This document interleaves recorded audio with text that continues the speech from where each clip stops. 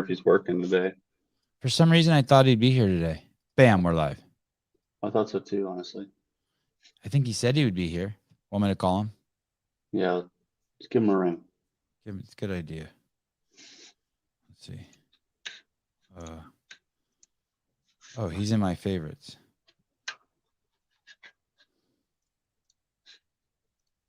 Let's see, Matt Souza. Good morning, everyone. Christine, hi. Good morning, Juicy Spiegel. Good morning, Amanda. Amanda Stack. Good morning, Jeremy. Good morning, RB. Emily was an incredible guest. Why do you say that? I'm curious why you say that. A lot of people really liked her. I thought it was just maybe you guys were titillated by the conversation, like the subject matter. You guys are really into the whole CrossFit scene and liked all the juicy CrossFit stuff. I mean, granted, she's smart as shit.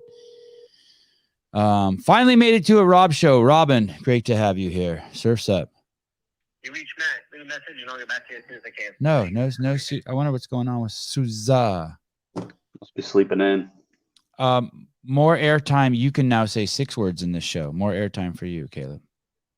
I've got 2 more. Angela Martinez, Alex Mallard, Mike the Sour. Bam, it's 10 a.m. Oh, that's 7 a.m. Greg C., amazing show yesterday. Subject matter was amazing. I was concerned that she was one of those guests that's so smart that I was concerned she was leaving a bunch of people in the dust, or like she was connecting too many dots too fast. So but she was cool when I would kind of like stop it and try to bring it all back together. So, because she knows a lot. She knows a lot of pieces. Thank you to Paper Street Coffee. Cheers.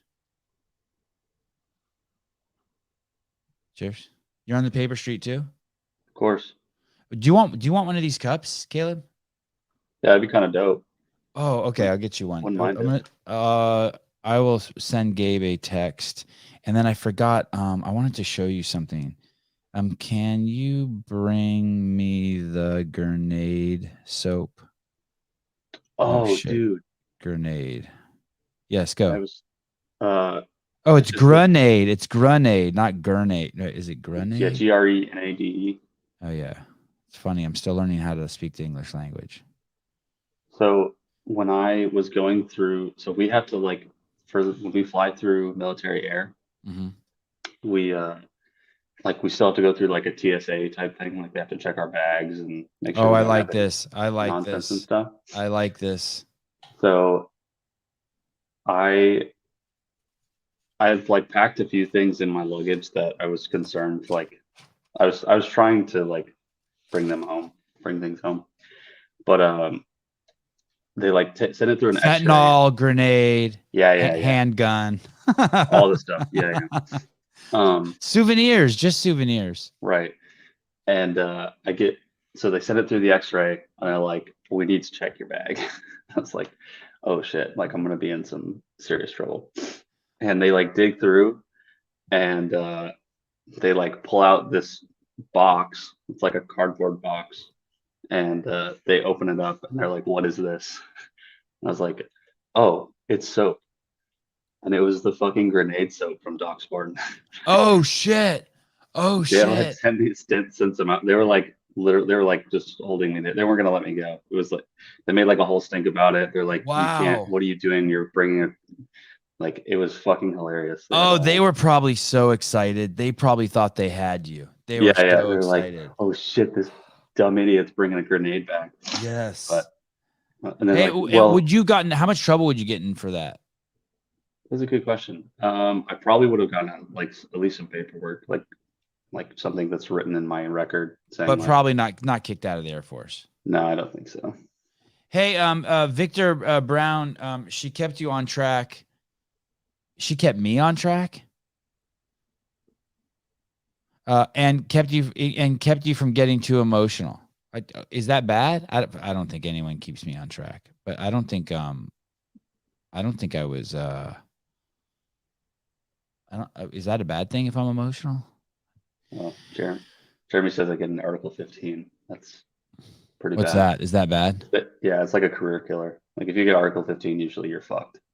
Can you still stay in for 20 years and get money? Yeah, I think you can stay in, but like you're never going to make more than like an NCO level job. So I don't know. You kind of get fucked. Okay. Oh yeah. Well, that's not good. It's not good to be somewhere knowing that you can't get elevated. Not a girl, a woman. Yeah. That one hit me like a brick shit house. That hit like I think of myself as an egoless angel. Oh, thank you. I think of myself as an egoless angel, and that one hit direct. That was a direct shot to my ego, like just a. Oh, sure. Yeah, that one made me realize I'm not egoless. Tell me what to say. Like I give a but it's cool. So this is the soap, by the way, that Caleb's talking about. Yeah. And Dale King makes this, and the name of the company is Spartan Soap. Doc Spartan. Doc Spartan. Oh yeah, it says right here. No, it doesn't say right here. Manufactured in Portsmouth, Ohio. Contents grenade. Someone said it's not an English word. I guess it's I'm gonna guess it's French. And it says soap, www.docspartan.com, just like it sounds. I want to find out what's in this soap.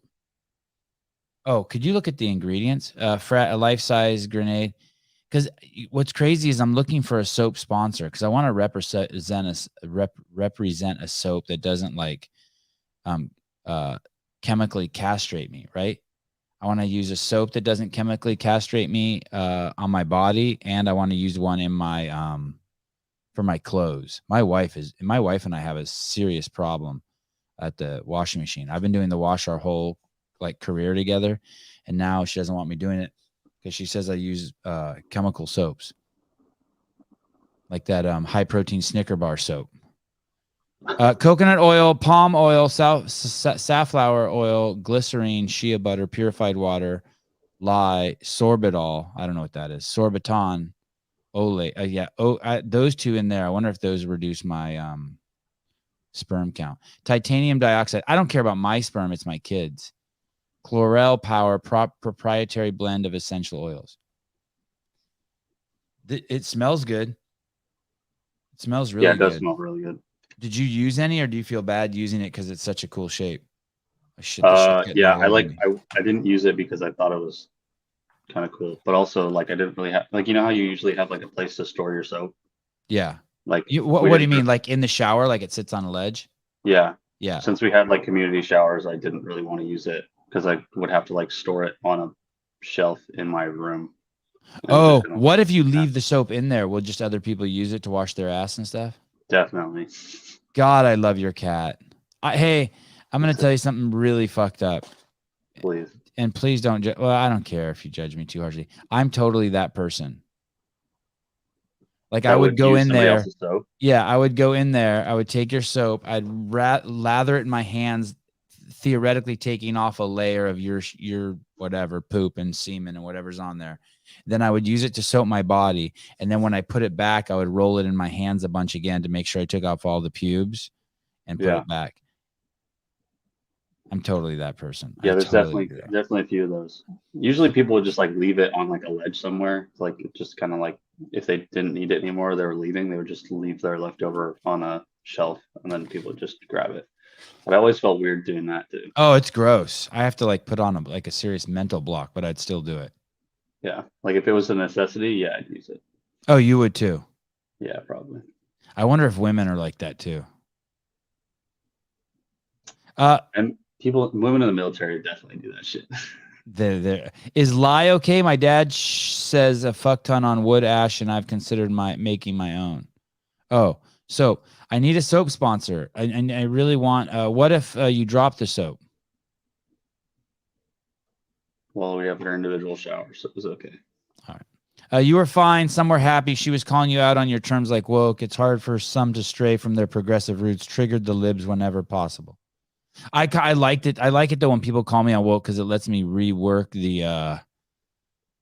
rework my definition to let people know it's real. Man, did you see that preview that Disney put out? In one of their movies, they have a whole song and dance that's 3 minutes long, asking for reparations. It's amazing. What? No one is responsible for what their parents did. Just so you know, you don't owe debt. You don't owe debt for what your parents did.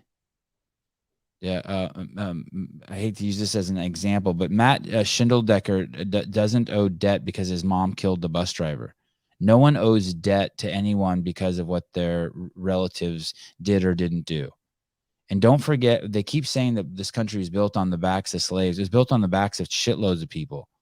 And where did those slaves come from? We know where those slaves came from. They came from other melanated people selling those melanated people to pigmentally deprived people. You know who has to pay for what their parents did? And if you think that's gonna help the country be a better place, you're crazy. That is gonna cause some serious fucking heartache and headache. There's nothing fair about it, and there's nothing fair in life either. North Korea has whole camps that do that. Say that again. North Korea has whole camps where the people are paying for what their parents did. Yeah, like they're forcing generations into indentured servitude just because of something that their parents did. And I'm not suggesting that that's a good argument for why those people also shouldn't get reparations. It's not like two rights make a wrong or two wrongs make a right. It's just completely fucking illogical. It really bums me out that they're pushing that. I feel like that the only thing that causes is more divisiveness. It pains me. We had Philip Kelly also on the other morning in the live call-in show. That was really cool. He's 8. If you didn't hear that, you might want to catch up on that. He's 8 weeks. The reason why that's so cool is he got COVID. He got really sick. He spent a bunch of time in the hospital. He's in recovery. I think that's going to be a fun thread to follow just over the next, year, 2 years, 5 years, however long the show lasts, however long we can keep him coming on. And then for the last 8 weeks, he's been doing a small dose of TRT through California Hormones, who's also a sponsor. And I just really like hearing his journey. Yeah, Disney pushing agendas into children is maddening. Yeah, I was also thinking if I was a child, what I would take away from that. There's an idea around these words that I think is the root of the entire problem that we're currently stuck in. And it sucks because I don't think that even 1% of the population is smart enough to acknowledge it. And even when you're smart enough to acknowledge it, like I am, I'm still not able to always see through it. It's weird. But the issue is the conflation of Black people, Black culture, melanated skin. There's all of these words that are being conflated. Like there's something completely different from melanated people and Black culture. I wish we could even come up with a different word for it. Maybe it's hip hop culture, but there's a culture surrounding this melanated persona that's just conflated with the actual human being. And it's so fucked up. It's so fucked up. And there's just as many people who are white who've embraced that culture, if not more, than there are people with melanated skin. And I think at the root, that culture has done some really unhelpful things to society. I was just looking at a list. I don't know if I put a link to it, but it was the wealthiest people in the United States. I don't know if I put a link to it at the bottom. It was a Twitter link.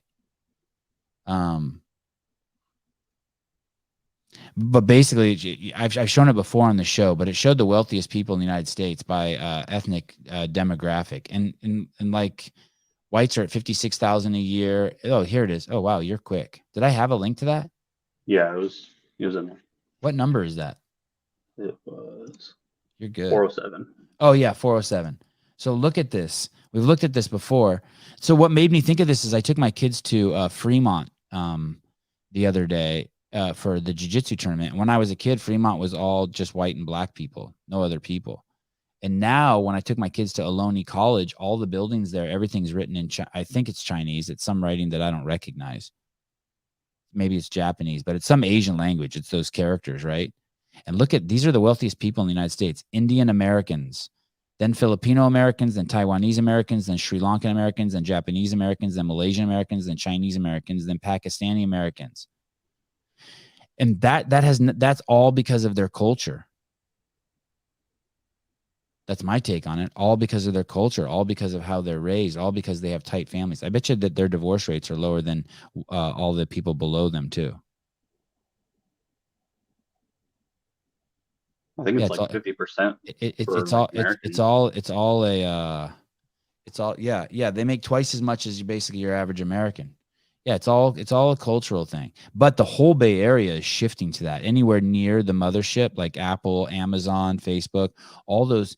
I mean, I went to a high school, I think, in Los Gatos with Greg and Dave and Haley. My wife one time, Haley had made a video on the high school, and there was a teacher there, and the teacher was white. And the teacher said, "Hey, when I started teaching here 15 years ago, this entire school is white. Now the only white person at this high school is me." And it was the high school PE teacher. And all the other kids were either Indian or some sort of Asian. Like Indian, when I say Indian, I mean like those people who live on the second biggest country in the world, the dark-skinned people. Like they're really black, but we call them Indian, the Pakistani Indian. And then the Asians, I just lump them all in as like Chinese, Japanese, Korean. And those people's culture is just fucking rock solid if your goal is to keep your head down, grind, and make money. So, okay. That's that. You guys excited about the fights this weekend? If you're a UFC fan, man, this weekend is going to be amazing. Yeah, but if you are interested, say it again. They just keep promoting the slap fighting. Yeah, the slap, man, that's getting a lot of. I'm torn. I like the slap fighting, but like I like to think of it as like a Russian thing. I don't like to think of it as something we do in the States. You know what I mean? Like just something that pops on my IG once every 2 months. I've lumped it into like that car jiu-jitsu match.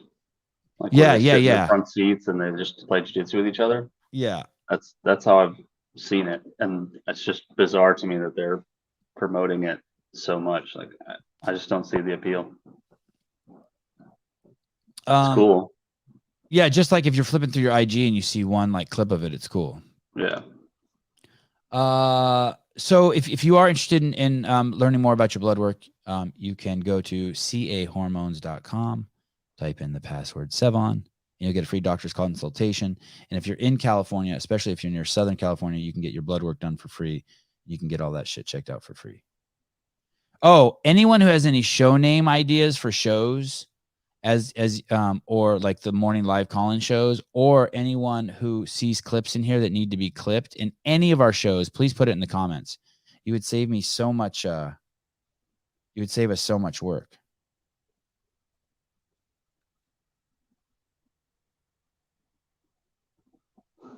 Oh shit!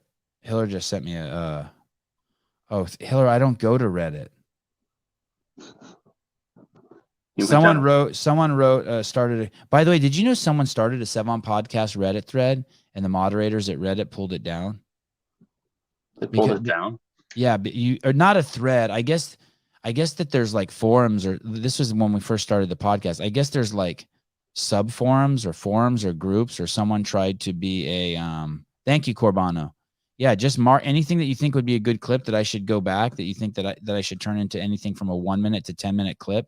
If you guys put it in the comments, then I can go back and clip it.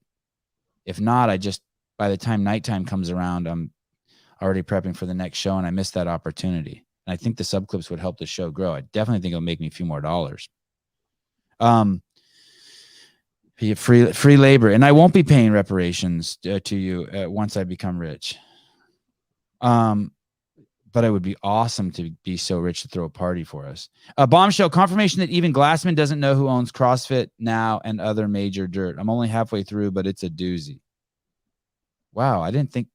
Really? Was that show that doozy? I thought it was just normal. Morning Glory with Sevan. Gun Fu. I like it how most of the people in here have profile pictures too. Comments, not chat. Yes, Judy. Sorry, did I say chat? Yeah, comments. Whatever I said, listen to Judy.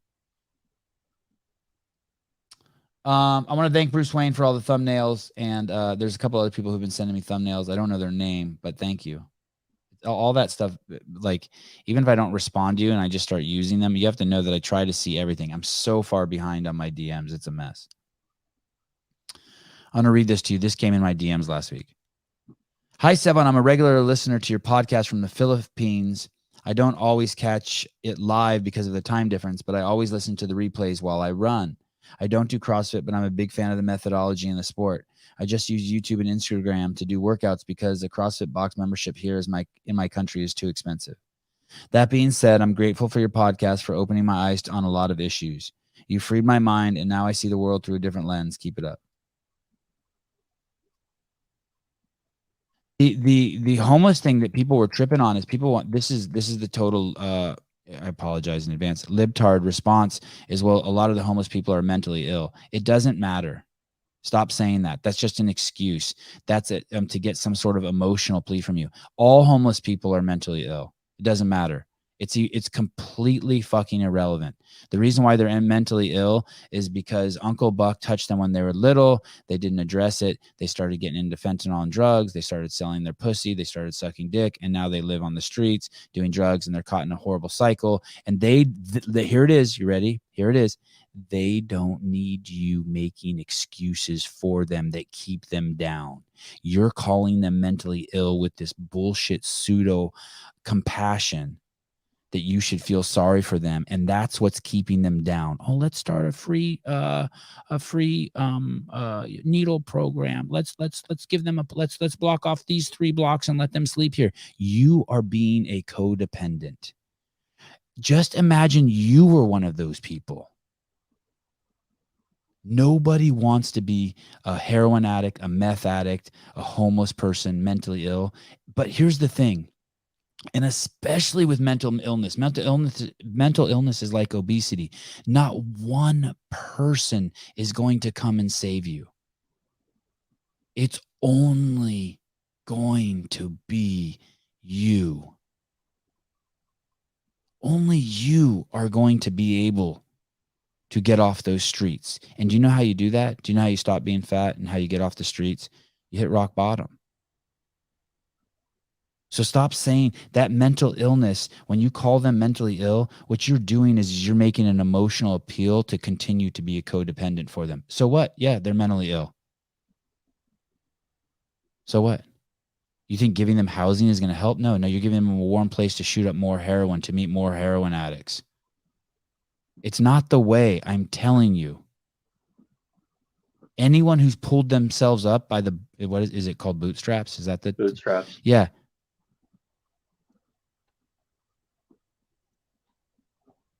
Can't say that though. AOC said it was racist. Racist? Bootstraps is? Yeah, I don't know. Oh, why. I got a funny one today. There's this.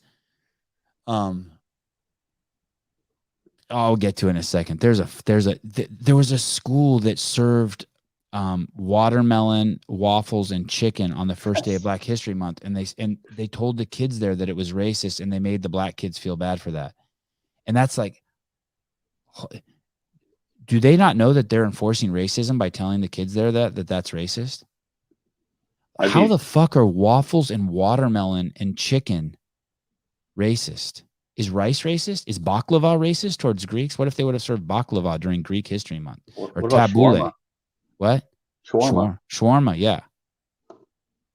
Honestly, yeah, what's wrong with fried chicken? What's wrong with fried chicken and watermelon? Is that something... Is that like something culturally melanated people don't like? They don't like that? Like, no, it's like what is stereotypically what they eat. Just fried chicken, waffles, and watermelon.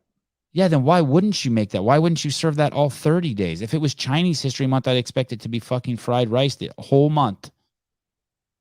Kung Pao chicken every day. Yeah.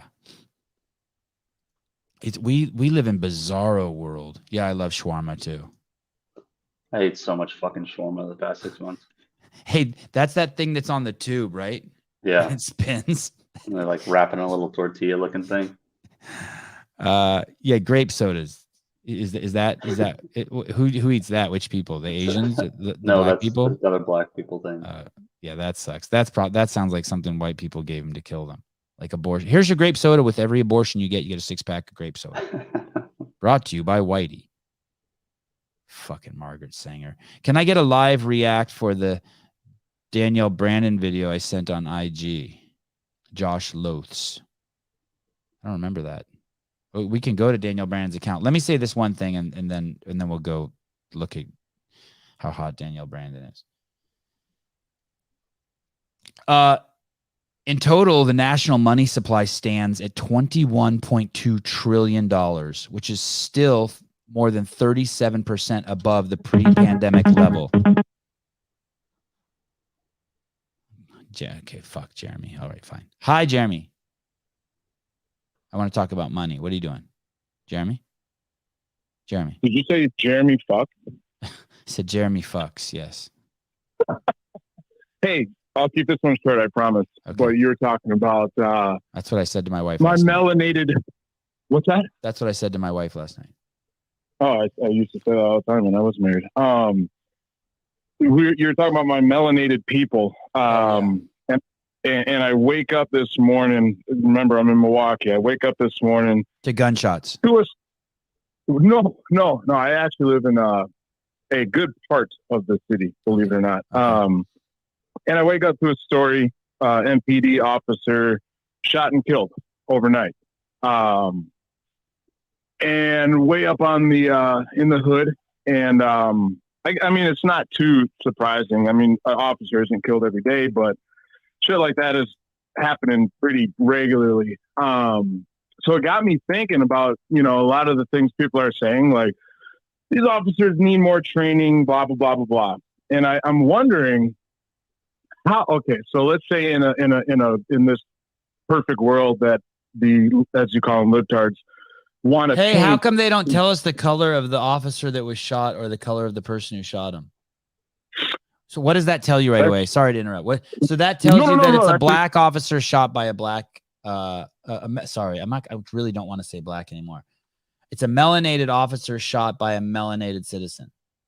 Right, exactly. The story does not give details. That's what I would assume. Right. That's what I have to assume, right? Because they're not trying to piss me off. Right, for sure, 100%, 100%. So it got me thinking. Like, let's say that officer in his unit and his department went through extensive de-escalation training, was super versed in things like jiu-jitsu, self-defense, etc. What one of those skills, when it comes to what it sounded like an armed robbery situation, and he has to confront this criminal, what one of those skills is going to work to get that criminal, who's clearly a piece of shit, has probably raised in a fatherless home. Yeah. He's all enamored in the hip hop culture and drugs and all this. What skill is that officer going to use to get that kid not to do what he did? Why not what you recommend and what most logical thinkers, let's improve us as society, let's get better at not doing dumb shit. Or if an officer does confront you about something, pulls you over, just, comply and do what you're told. Why is it not that? Why don't we hear more of that? Why are we hearing so much of officers need more training? I never hear that, Jeremy. This show is the first time I ever heard that maybe society needs more training as opposed to the police was on this show when it came out of my mouth. Thank you. Do we have a clapping? Be very true. Do we have a clapping? Yeah, for sure. Absolutely. I'll do it for you. I'm clapping right now while I'm holding my phone. Do we have no, you're right. I mean, you'll hear it depending on your circles of friends or, who you talk to. Like, you'll hear it, but that's not the only time you said something we all think quite regularly. But yeah, I think I could give you credit for being the first voice out there to say it for sure. It's absolutely. I mean, we've talked about it before with the garbage men, right? We all put our trash cans out and separate them so that machine can get them. We don't park our cars in front of our mailboxes. When the police pull you over, just be cool. Yeah. Just be cool. Put your hands on the steering wheel, turn your dome light on, turn the car off. I mean, every one of these videos where the cop gets shot or something, or the guy getting pulled over gets shot, for some reason, the dude can't keep his hands on his steering wheel or his hands out of the glove box, or I mean, obviously they're strung out, most of these people. Sure. Yeah. And it's hey, like, what if we started a massive campaign, Jeremy, showing that all these cops are people's sons and daughters and fathers, so that that's another thing. People don't realize these are just real people. Yeah, they're not like cyborgs that go plug in overnight. No, they're humans. They have families. They have stuff going on. Yeah, seriously. Jay Hartle wants me to ask you a question. He wants to say, this is keeping it short. Suck it, Jay Hartle. Yeah. I'm Black. It's Black History Month, man. I get my 15 minutes of fame here. Come on, jeez. Yeah. Sorry, I apologize. No, but like that situation you're talking about, even if you feel like you're being treated unjustly by the cop, yes, there is a legal system. So you can, you have your day in court or whatever, it's acting in the moment when if you feel like you're being unjustly treated, it's not going to lead to anything good. You're not going to be that one person on the news that, oh, this guy, changed the officer's mind or did something really, it's foolish. A bunch of foolishness. I appreciate you calling in always. Absolutely. I love talking to you guys. Caleb, don't get any Article 15s, okay? Those aren't good. I'll do my best. Thanks. Peace and love. And don't think when you get pulled over. Here's the thing. I used to get pulled over a lot. I have to guess I've been pulled over 100 times in my life. And I never once thought I guess here's where I could empathize. I did think that I was pulled over because I was young and a male. But I always was doing something fucking wrong. Going too fast, had my radio on too loud, in a neighborhood at a weird time of night that I probably shouldn't have been in. Just shit like that. They're not stupid. Cops aren't stupid. And here's the thing too. The cops I know don't want to pull people over and get into fucking squabbles. Everything.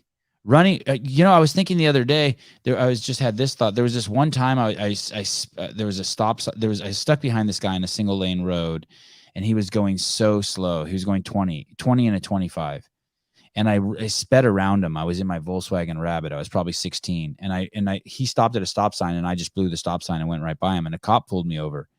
He goes, "Dude, what are you doing?" I'm like, "That guy was going so fucking slow." And the cop goes, "Yeah, of course he's going slow. That's the fire captain's son. He'll be in big trouble if he gets a ticket." I'm like, "Yeah." And he gave me a ticket. I pulled over probably 20 times for my radio being too loud. I had 415s in the back of my Rabbit. Nowadays, if the fire captain's son was driving around, they'd probably be speeding. And they'd get away with it. Just show the card. I'm the fire captain's son. Yeah. One time I got pulled over. I was doing 90 in a 65 on the 101, and I had a whole fucking chest full of weed, probably like 10 pounds of weed. And it was in the back of my truck, and a highway patrol officer pulled me over on a motorcycle. And my dog was in the back. My dog was barking like crazy. And so the guy couldn't get close enough to it, I guess, to smell it. And I quickly said, "Officer, can I get out of the car and come to your car so that I could hear you? Because I can't hear you with the dog barking. It's just crazy." And he said, "Absolutely." And he took me, and that was just my way of getting away from my car. I was so nervous he was going to smell it. Cop was so cool. So freaking cool. He gave me a ticket, but he was so chill. In total, the national money supply stands at more than $21.2 trillion. I guess that means all the greenbacks, all the dollar bills, all the the money that we have in our wallet right now. I guess there's 21 point. Oh, here we go. Caller, hi. Hey guys, it's Plumber. How's it going? Hi, Plumber. How are you? How much money do you have in your wallet? 0. I don't have any cash. Oh, is that something your age people don't carry cash? Yeah, I only pull it out when I go to the barber shop because they only take cash. Because he makes you. Yep. You only pull it out. Someone clip that. He only pulls it out at the barbershop. Oh, it's that tidy. I always have $100 bill in my wallet, amongst other things. I always keep $100. What do you keep in your wallet? You keep any? But Caleb, you keep any cash? Always like have a 20 or a 50 or a $100. Yeah, usually I a couple 20s, bunch of singles, and just depends on where I'm going. You know? I feel naked. I feel naked if I don't have something. I agree. It's weird if I don't have cash on me. Did you keep cash on you when you were doing the equity experiment? Absolutely. Welcome back. Oh, Welcome you back, did? by the Even way. there you had cash on you? Oh yeah, not American cash, but yeah, They're- Jordanian dinar, and because that's where everything's basically cash over there, and especially if you're gonna barter with people. So like if you're out in the shop or doing like talking to cops and stuff, like a cops pull you over and they ask you for money. Plumber, like- quit rubbing your penis on your microphone. Sorry, I'm driving. Hey, Will, my dad used to always give me $20 when I left the house. Pretty much no matter what. Anytime I left the house, my dad would be like, hey, here's a 20. It was cool. Like, just being like a 9-year-old kid and I'm going to my friend's house. He's like, here's a 20. I was like, my mom would give me a 5. And that I thought that was cool because a lot of parents didn't do that for their kids. But my dad would give me a 20. He was a boss.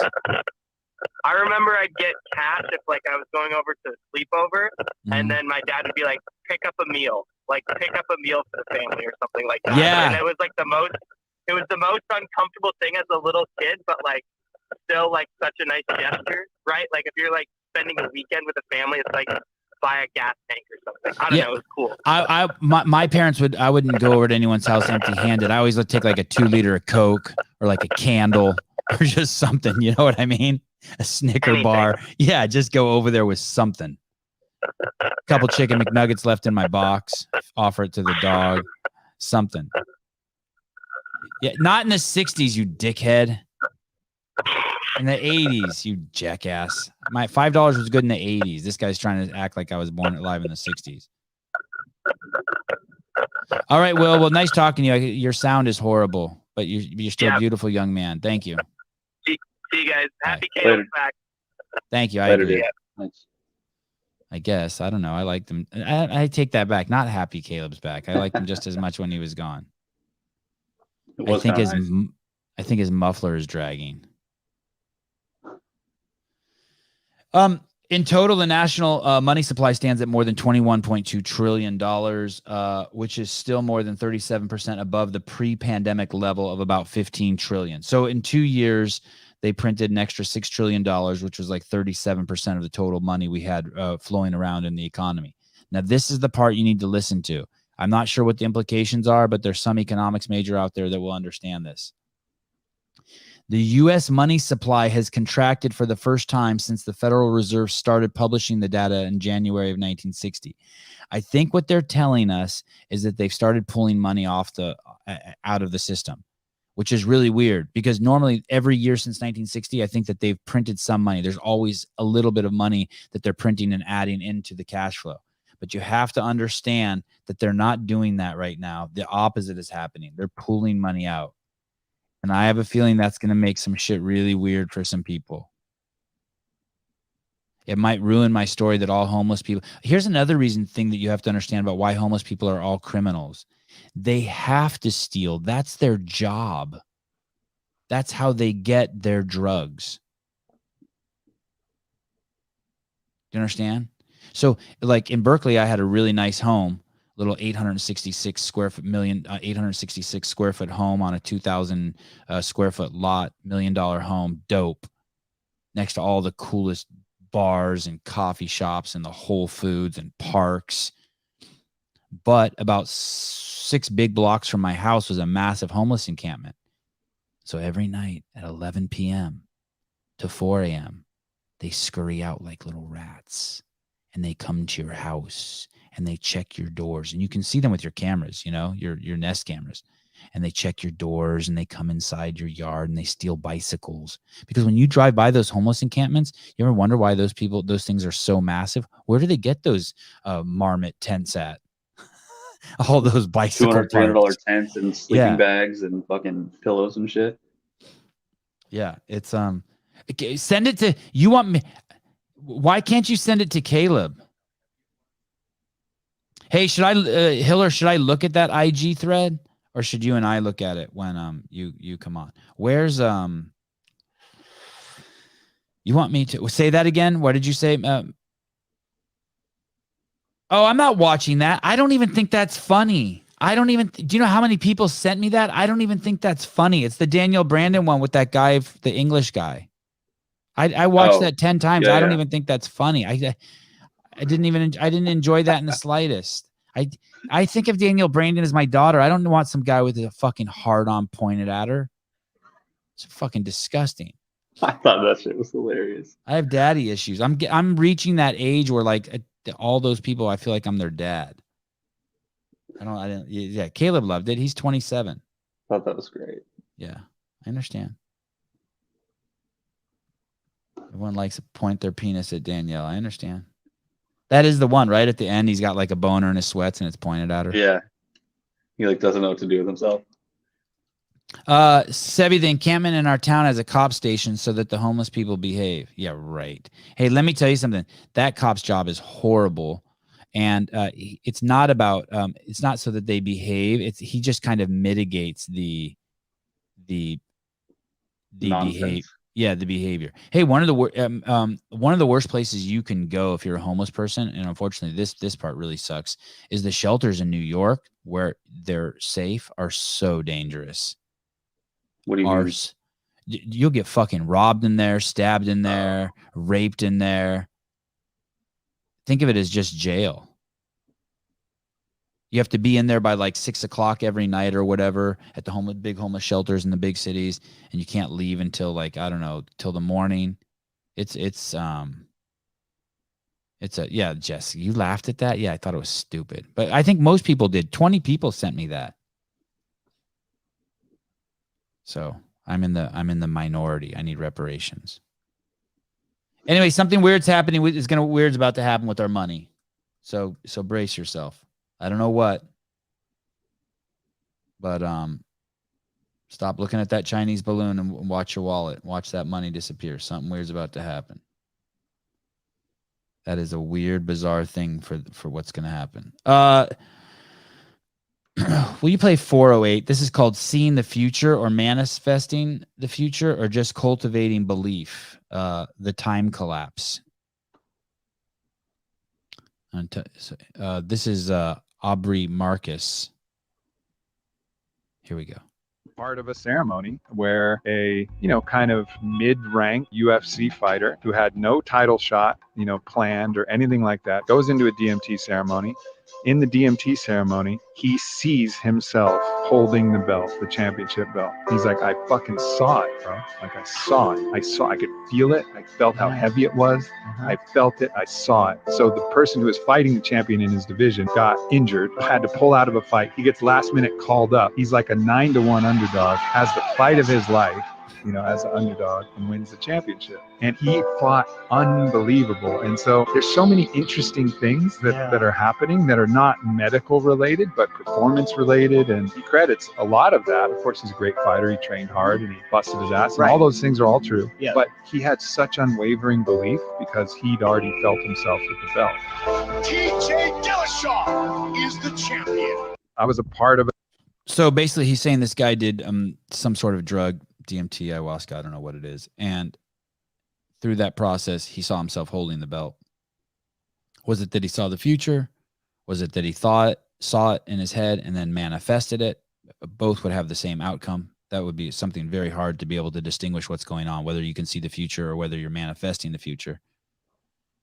Because if you claim, hey, I see the future, then someone could be like, no, you saw that and then you manifested it. That's what caused it. So you see that there's a problem distinguishing between those two.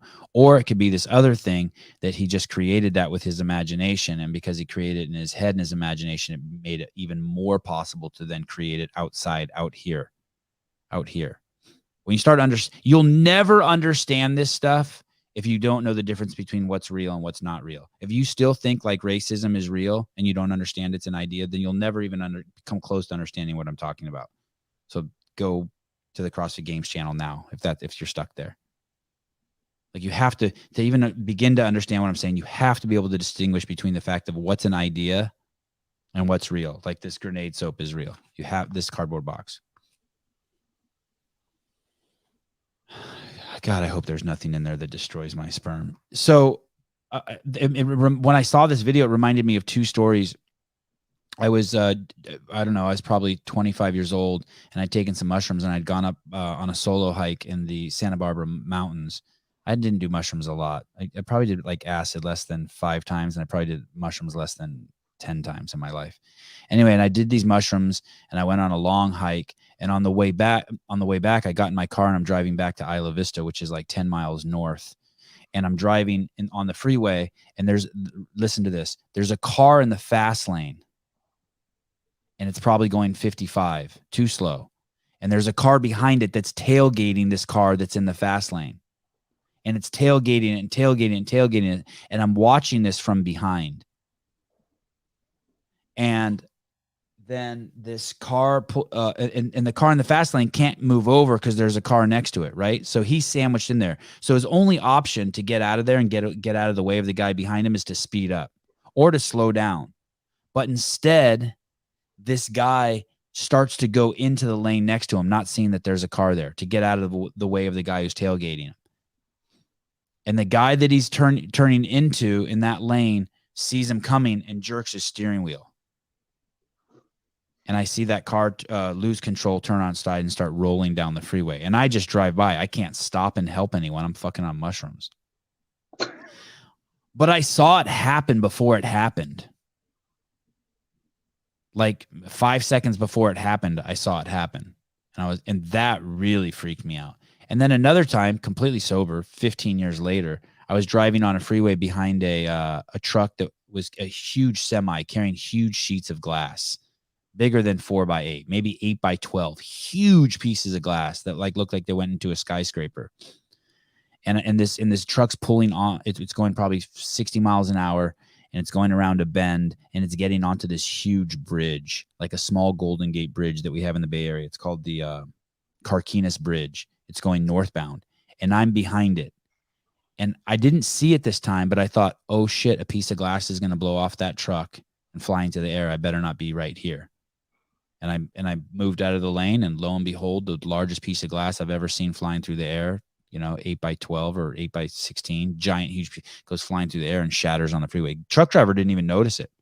And if I wouldn't have moved, if I wouldn't have like thought that before, that thing would have fucking landed on my 1990 Toyota pickup truck, and I'd probably be dead. So I just remember those two. I remember those two stories when I saw that clip. And I'm sure a ton of people have those stories too. It's a weird. It's weird. It's weird stuff. 406, the future. Clive McLaughlin, I thought I made a comment. Now I don't see it.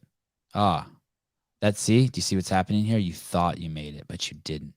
Hey, where'd my comment go? I didn't see him make one at all, honestly. Yeah. So you saw the future, but you didn't see the future, or something. You saw the future, but then you didn't make the comment. Okay, action. Good evening, ladies and gentlemen. I'm Jimmy Carr. It's great to be with you here this evening. I'll tell you why it's great to be here. We're drinking, my friends, in the Last Chance Saloon. What I'm saying on stage tonight is barely acceptable now. In 10 years' time, fucking forget about it. You're going to be able to tell your grandchildren about seeing this show. Yeah. You'll say, I saw a man, and he stood on stage, and he made light of serious situations. We used to call them jokes.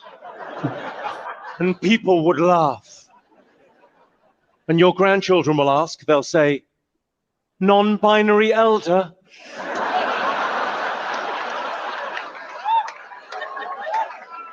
Non-binary elder?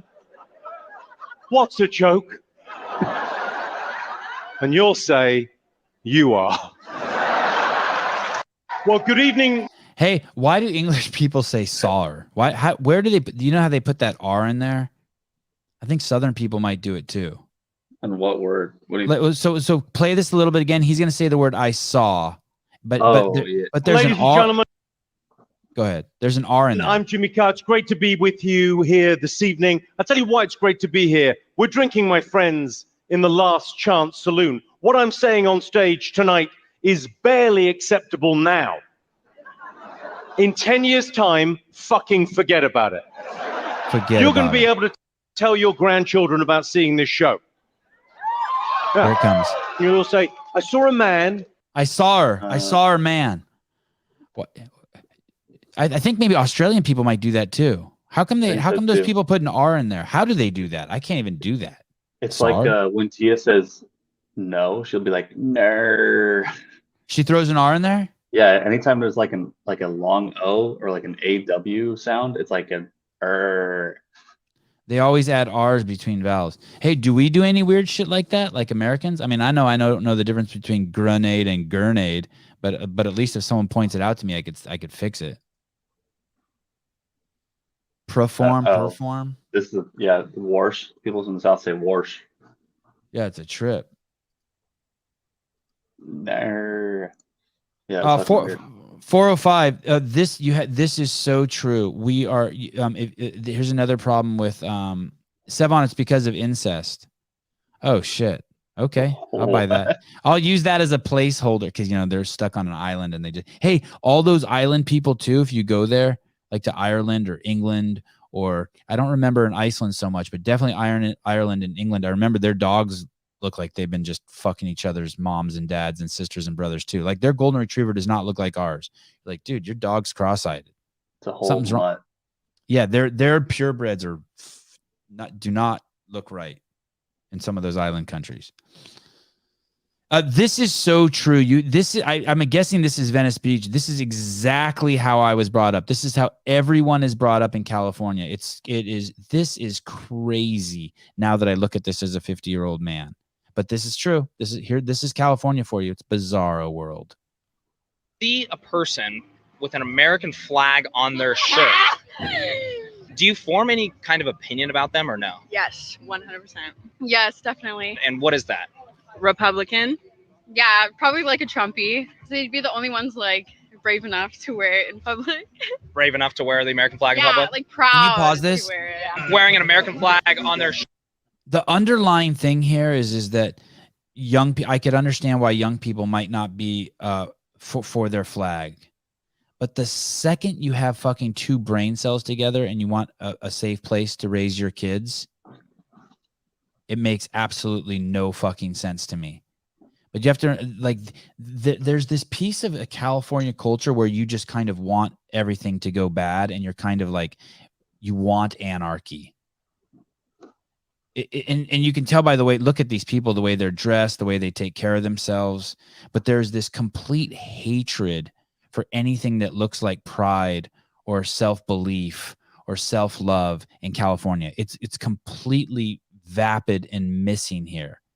And it's all projected on this flag with these stars and stripes that people should actually like and be like, yeah, we're contributing to this to make a better place to live.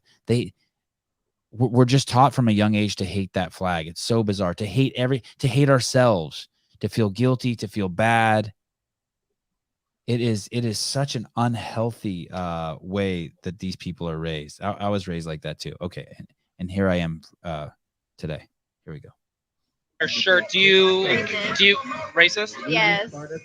Yeah, it's very racist. Patriotic for me. I think it's like more of like a lot of people correlate it with like racism and stuff like that. It could be someone that's super patriotic, and usually I think that it's a little too much. Too much? Too much. I mean, like America. Like I would just walk away. We come from Kansas, so we are around that a lot. So you guys are around a lot of American flags? Yeah. When you see a person, yeah, fuck America. That really is the attitude here. Oh my god. It's so sad, dude. I'm sorry to say that to you as a soldier too. It's so fucking sad. I can't believe that people just associate it with all those things. Like, I know, me neither. Except I used to be like that. It's like it's like the new Confederate flag. That's what it sounds like they're conflating it with. It's crazy. Do you remember the rapper we had on, Licavelli? Yeah. I texted him like 10 times to see if he'd come back on, and he never responded to me. And he texted me the other day saying he has a new album coming out. Weird. So I'm excited. We'll have him back Yeah, on. that'll be cool. Yeah. I didn't get enough love for that show I had on. You remember his song, his big song, right? His one hit. Yeah. That was a good one. I mean, he had a lot of good songs, but that one song was pretty amazing. It was good shit. Okay. Cool. He was on like a year ago, wasn't he? It was a long time ago. It seems like he was one of our first guests. He definitely was. Here's the thing: these people don't vote. These people let their parents vote for them, like I used to, or they sell their votes, or these people don't actually vote. Huh. They don't realize that if they just thought differently, that it would change. Like that's what I mean. That's another thing that makes them so dumb, and that's why it's important to know the difference between your thoughts and reality. Those people don't realize that they're the ones making the flag racist, or they're the ones that are making it like there's no truth to it. They're just making it that way, and they believe their own thoughts. They're retarded. They're not retarded. They're normal humans. They're the normal zombie crowd. God, were any of those people sober either? Melanated, and by sober I just mean not. Those were all mentally ill people, but they can fix that. No one's going to fix that for them. There's no reason to feel sorry for them. Feeling sorry for them is fake compassion. When you feel sorry for someone, it's because you think you're better than them. Don't forget that also. But Sevan, I saw this child dying on the side of the street, and I feel sorry for them. Choose some other word, because when you feel sorry for them, you think you're better than them. That is you're alive and they're not. Yeah, there's some everything has almost everything has duality. Or feel sorry for them and then don't act on it. Don't act from the place of feeling sorry for them. Act from the place that they're your equal. Don't ever feel sorry for anyone. No one wants that. And the people who do want that, what you're doing is you're falling in line of the place of their abuser. There's something else. I'll come up with it. That there's a different place that you should act from. You should always help people if you can, if you know what helping is. Souza! Hi. I'm not suggesting that's where the mistake is. People think that libertarians or conservatives aren't compassionate or nice. They're the most compassionate, giving, nicest people I've ever met. You knock on the door of some conservative person's house at 6 o'clock and you don't know them. I bet you they let you in 9 out of 10 times more to have dinner with them than some sort of liberal who's terrified of you. Unless you're taking their guns. Yeah. Thank you. Souza, what's happening with the money supply? I don't know what you're talking about. Okay. I need more context. If the money supply went from $12 trillion to $20 trillion in the last 2 years floating around the United States, and it's increased a little bit. That's a 37% increase of the total money supply in 2 years. And they've been increasing the money supply, I think, if I read the article right, every year since the 1960s by some amount. And this is the first year now we're heading into months where the money supply is getting smaller. Yeah, I think we're fucked. Yeah, that's not good, right? That's weird, right? It's well, I mean, you heard the statistic, like we printed more money in the last whatever it was in 2020 than had been printed in like the last 40% of all the money that was in was printed then, or something crazy like that. Right. Yeah. I mean, this article says it was 37% of the money that's in circulation was printed in the last 2 years. And now if they're just going to, not only are they stop printing money, but they're taking money out of the circulation. Yeah, but it's also kind of weird because it's just a keystroke, right? Like it's not attached to anything, which is crazy to think about too. It's because we're trying to combat inflation. I like that word, combat. Combat the inflation they created. Hey, what's the root of the word? Is grenade a French word? Doesn't it look French? Grenade. Grenade. Old French. Pomegranate. Everybody in the comments saying I'm alive. Why am I? Were you at work? Yeah. Oh, you forgot, didn't you? I did. I was Okay.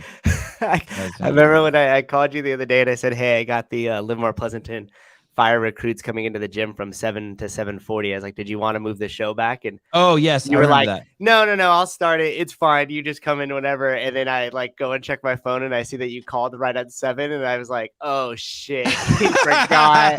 And I go, I didn't have my phone on me when I'm coaching that class, and so then all of a sudden I was like panicked, like trying to get over here as quick as I could. It was a good show. It's been a good show. I knew I should have texted you. I got it this morning and I was like, I should text him a reminder and be like, "Hey, from 7 to 7:40." And then I didn't, and I should have. So I apologize. We missed you, but it's been a good show. I said more than 6 words, so.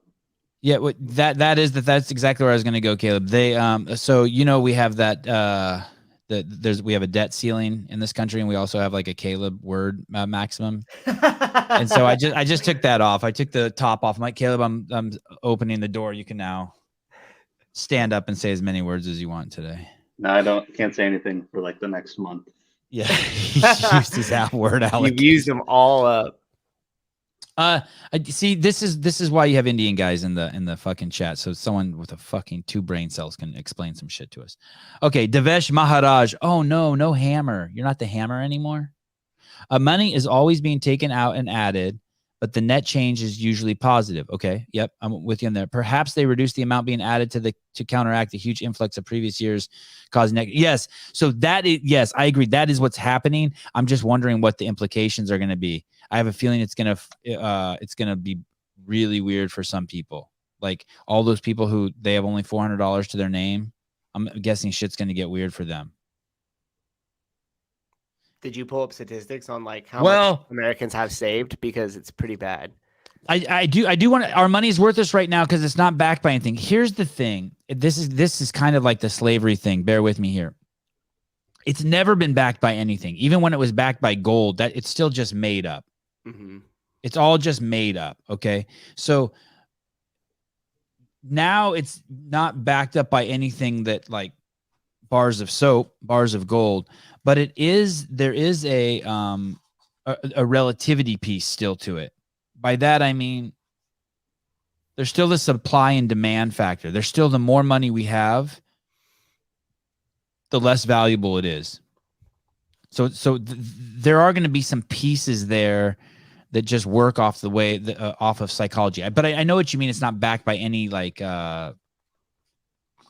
tangible item. By any tangible item. I hear you. Yeah.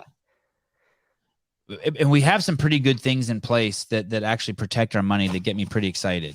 Like the petrodollar, like that thing where basically, like I was reading the other day to you guys, 80% of all money that's used in international trade, regardless of what country's doing it, is the American dollar. I mean, that gives us a big, huge buffer to fuck off, to fool around. Yeah. I think I saw 70% of the $100 bills are in circulation outside the United States.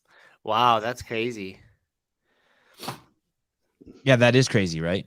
What does this mean? Jeffrey, I had a 13-minute cap. I went over by 123. Probably could have used 35s and gotten there. Oh, some workout he did. Some workout they're talking about, yeah. Hey, go ahead. I want to ask you about a workout. Go ahead. No, I was just going to say money's such a weird and interesting thing, right? Because it does 3 things for us. It's a unit of exchange that we could move around relatively easily, because I can't like exchange a house and carry that with me. Okay. It's a unit to store value, which that's another fancy word of also saying like storing kind of built up time. For majority of us, that's what that means. Human energy. Human energy, sure. Yeah, okay. Because like if you spend $30,000 a year and then you save $90,000, technically off your same rate there, you have saved 3 years where you could work and you kind of bought in that time for yourself, right? Or for $100 I give to a guy, I can buy an hour of his human energy to teach my kids how to skateboard. Exactly. And then you're taking that stored value of however you created that and exchanging it, right? So those are the 2 things happening. So exchange, we can exchange it, it could store value, and then it's a ledger. So it just keeps a record. How does it do that? I don't get that. In accounting. So each business will have an accounting. Sevan makes an income. Sevan has expenses. We need to have a ledger of all that because now the government can look at that and say, okay, what's going on in your business? How much do you owe the taxes and everything else? So I just keep my money in a drawer. That's still a ledger. He's still doing all of it. At some point, you got to write down how much you had, right? or at least think about it. Mr. Pinup Poster says, great book called The Value of Nothing. Book goes on to say, time is the only valuable thing. Everything is made up. Yeah. I think true. that's, yeah. It's all faith-backed. You talk about it all the time. Like, the only reason we stop at red lights is because we're trusting the other person that they're going to stop at the red light. The only reason our money works is because I trust that Sevan's going to take it, and he trusts that wherever he's going to go with that money, they're going to take it as well, too. And now we have an agreed upon unit of exchange. The stat that Caleb just pulled up is interesting. I remember hearing a while ago that some percentage, less than 50% of people have only a small amount in savings. I've heard it's more than 50% of the people in the United States don't have $400 to their name. Yeah, that's true. And I think we've even seen savings drop. I think the number was in the trillions. It might have been like, and I'm making this up, like 4 trillion. And then recently over this last year, it dropped to like 3.5 trillion in savings, which also means too, now people are reaching more than ever into their credit cards for groceries in everyday essential items. And once that happens, well, I'm using my I use my savings to live on. Oh, well, I meant a credit card. So you're lucky you have a I don't savings. use my credit card, but I just started using my savings 2 months ago. So whenever we see the savings rate start to go down, we already knew it was trash. Even when the economy was great, people weren't saving. Yeah. People weren't being financially responsible with their money. But then once you see that savings drop down and then the credit card usage on essentials go up, that's when we know we're in big trouble, because that means, because what happens when you tap your savings and you got to buy groceries? A lot of people reach into their wallet, grab a credit card. Well, now that's becoming even more of an issue, because how are you going to get yourself out of that debt? When you don't have a savings or anything else, it's going to be bad. Like buying a credit card to buy, what did we see the other day? Someone bought a couch. A couch, financed the couch. That broke my heart. That's crazy, dude. I was trying to think. There was probably a time in my life I would have done that. Now I would just not have a couch. Oh, perfect. Yeah. Great stat, Caleb. American households had a median balance of $5,300 and an average balance of $41,600 in their transaction bank accounts in 2019, according to the data collected by. What does that mean? They're saying that people have saved that much money? There's no. That much money had been come in and out of their account transactions. So over the year, it was probably expenditure of $41,600. Yeah, I don't even understand. Caller, hi. You're gonna have to explain that. What up? Hey, Sevan. Hi. Yesterday's podcast was dope. Yeah, why? With Emily, dude. Tell me. Man, it brought back so many good memories of hearing Greg talk. It was just like a breath of fresh air. Oh, that's cool. Like she invoked his spirit. For sure, dude. For sure. Would you like to see her as the CEO of CrossFit? Oh man, that would be interesting, wouldn't it? Yeah, that would be a trip. How many people would start bitching and complaining on their social media page if that happened? Well, everyone's going to bitch about everything, right? For sure. Hey, you know what I heard? Do you know what I heard? I heard Nicole Carroll's not the head of CrossFit training anymore. Like they switched her title, or they gave it to somebody else? I heard she got a promotion. To chairman. No. So who's in the role now? Someone who I don't even. That's actually more interesting to me than what happened to Nicole. I think Nicole got a promotion. I think Nicole got promoted to an executive position, meaning that she'll stand closer to Don. Meaning, like if Don now has her in his favorites. That's what that means. It's just like, you know what I mean? Like there'll be dinners that certain people go to in the company, like tiers, and she gets to go to dinner with like the second highest tier, the tier right below the board. And then Don is the liaison between the board and the company, right? As the CEO.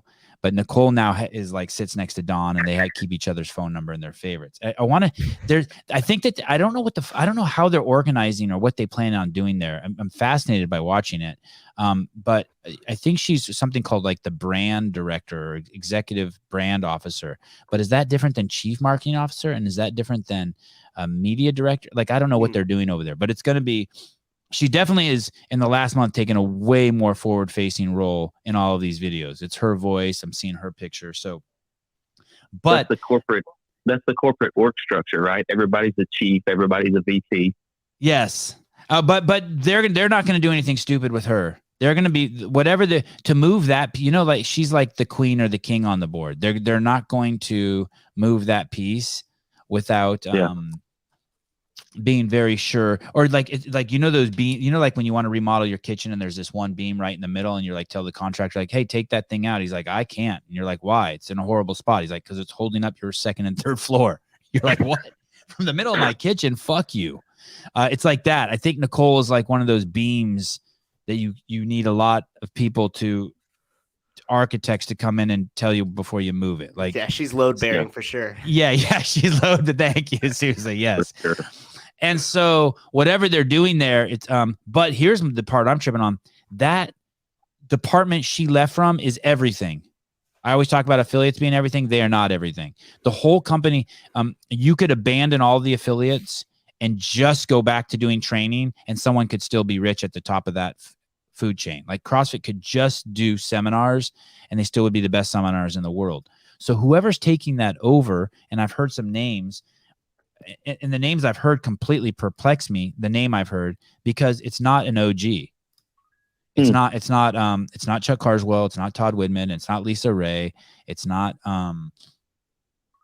Curtis Bowler. It's not Stefan Roche. Like, there's these eminently capable people who've been there forever who actually live the L1 kernel. I mean, fuck, bring Russell Berger back.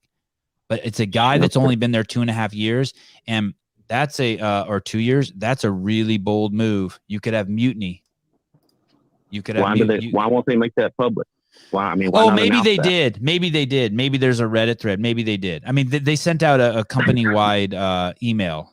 So it's been known. I've heard about it for like a couple months, but I heard like yesterday it was announced or something. If it's on Reddit, it's gospel. So I'll go check there. It's got to be the truth. Yeah, Souza sent me a Reddit thread. I told him I don't like to go there. It's weird. It's a weird place. Yeah, so I had a Greg story. Do you remember in 2012, the CrossFit tour, when they went around to the open workouts in several different states across the U.S.? Do you remember that? Yeah. Yep. Wait. But before I want to read something. This is why I don't go to Reddit. Glassman has the business. This is from Reddit. Glassman has the business acumen of a rock. CrossFit succeeded in spite of his ownership, not because of it.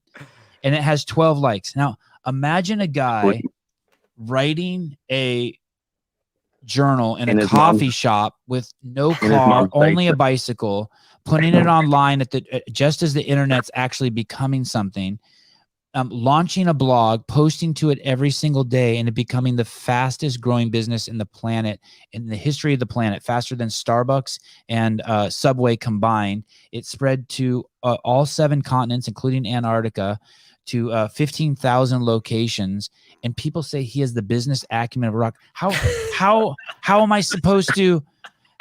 And 12 people liked it. How am I like? Let's say Greg's snuffleupagus. Let's say he's a complete retard. Let's say you still can't say that about him. There's like a mountain of predictable evidence. Like this person who wrote this is probably wearing a mask when they wrote this. Like there's so much evidence against you that that's true. How am I ever supposed to believe anything on this side? And the guy's icon looks like he jerks off to anime. I apologize if any of you do that, but you're stupid.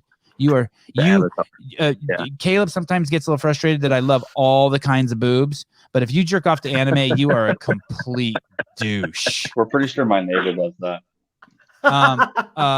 I'm not even in the same world as you. Nice. Pull that up, Caleb, for the listeners so they know what we're talking about. Yeah. So, I mean, it's just complete. I hate Hiller for the rest. Today's National I Hate Hiller Day for sending that to me. February 7th, 2023. How dare you send me something on fucking Reddit? Makes me hate humanity. I can't believe he goes on there as much as he does. It's a weird place. It's a weird place.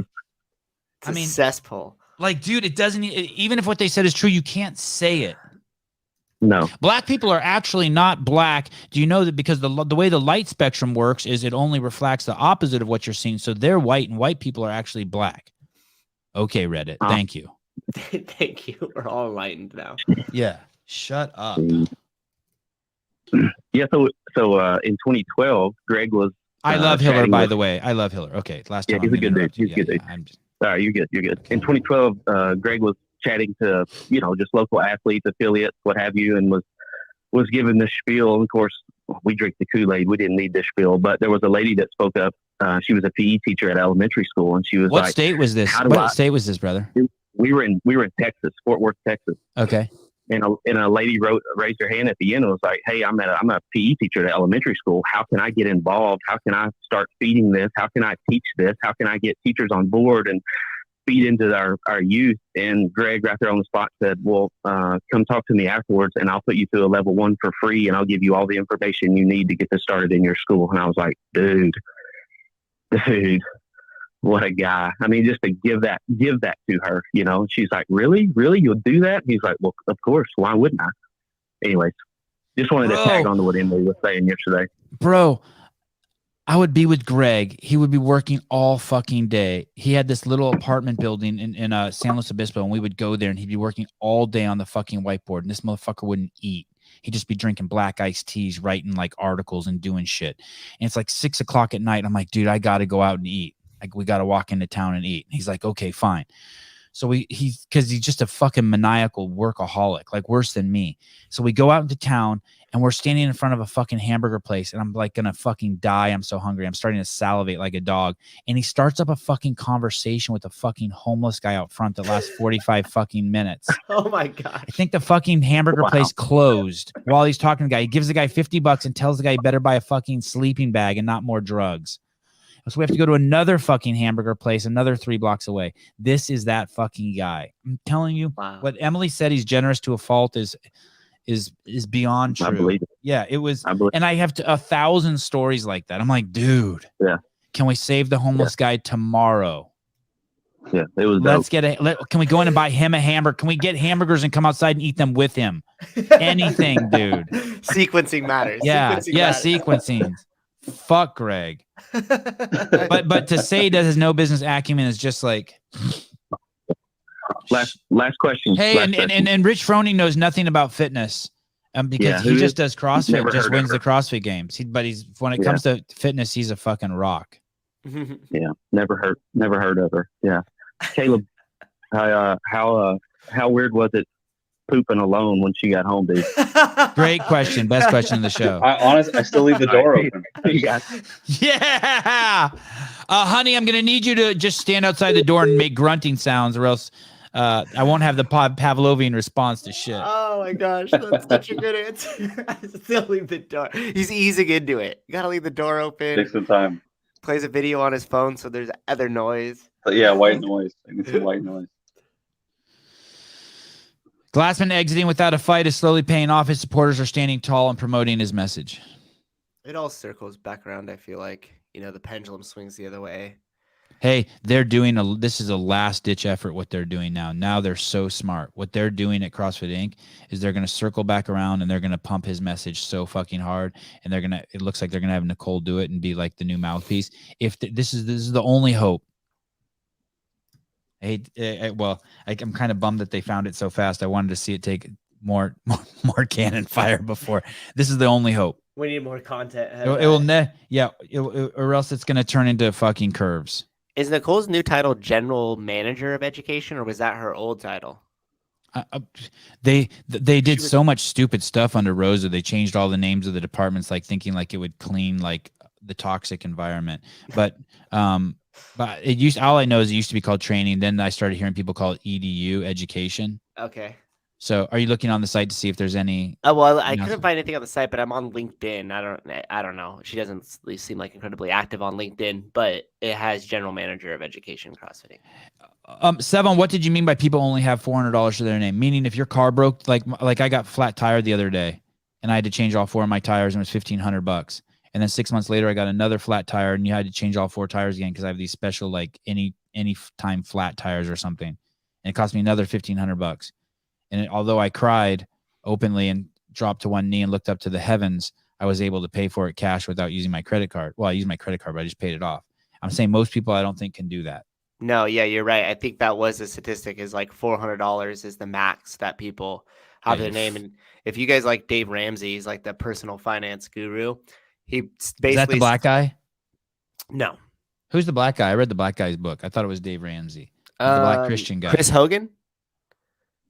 Like maybe. Millionaire Next Door or whatever. Oh yeah. Was he a Dave Ramsey disciple? He was, and then he got caught having an affair with somebody else at the workplace. I read his book and I really liked it. And so they went their separate ways. Why does it have to be the black guy has an affair, Souza? Why? It's not. I mean, he was the best looking dude there, so it was only obvious. Why does the melanated guy? Why do you got to be like that? I think when they find stuff out there, they cut that pretty quick out of that organization. You can't be rich and fucking people. But Dave Ramsey always says the first place to start is your $1,000 emergency fund savings. Like before you start to tackle your debt, you gotta save $1,000. Just put it aside. And make that number happen, so that way you have a little bit of breathing room if something comes up in terms of an emergency. And even now, like you think about $1,000, you said how much were your tires? $1,200 each pop.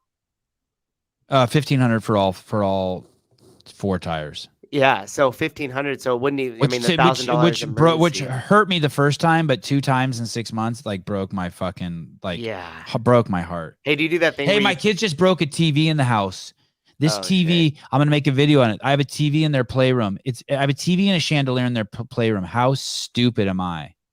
Oh, here's the love. And I'll come back to this slide in a minute. I have a TV and a chandelier in their jiu-jitsu room.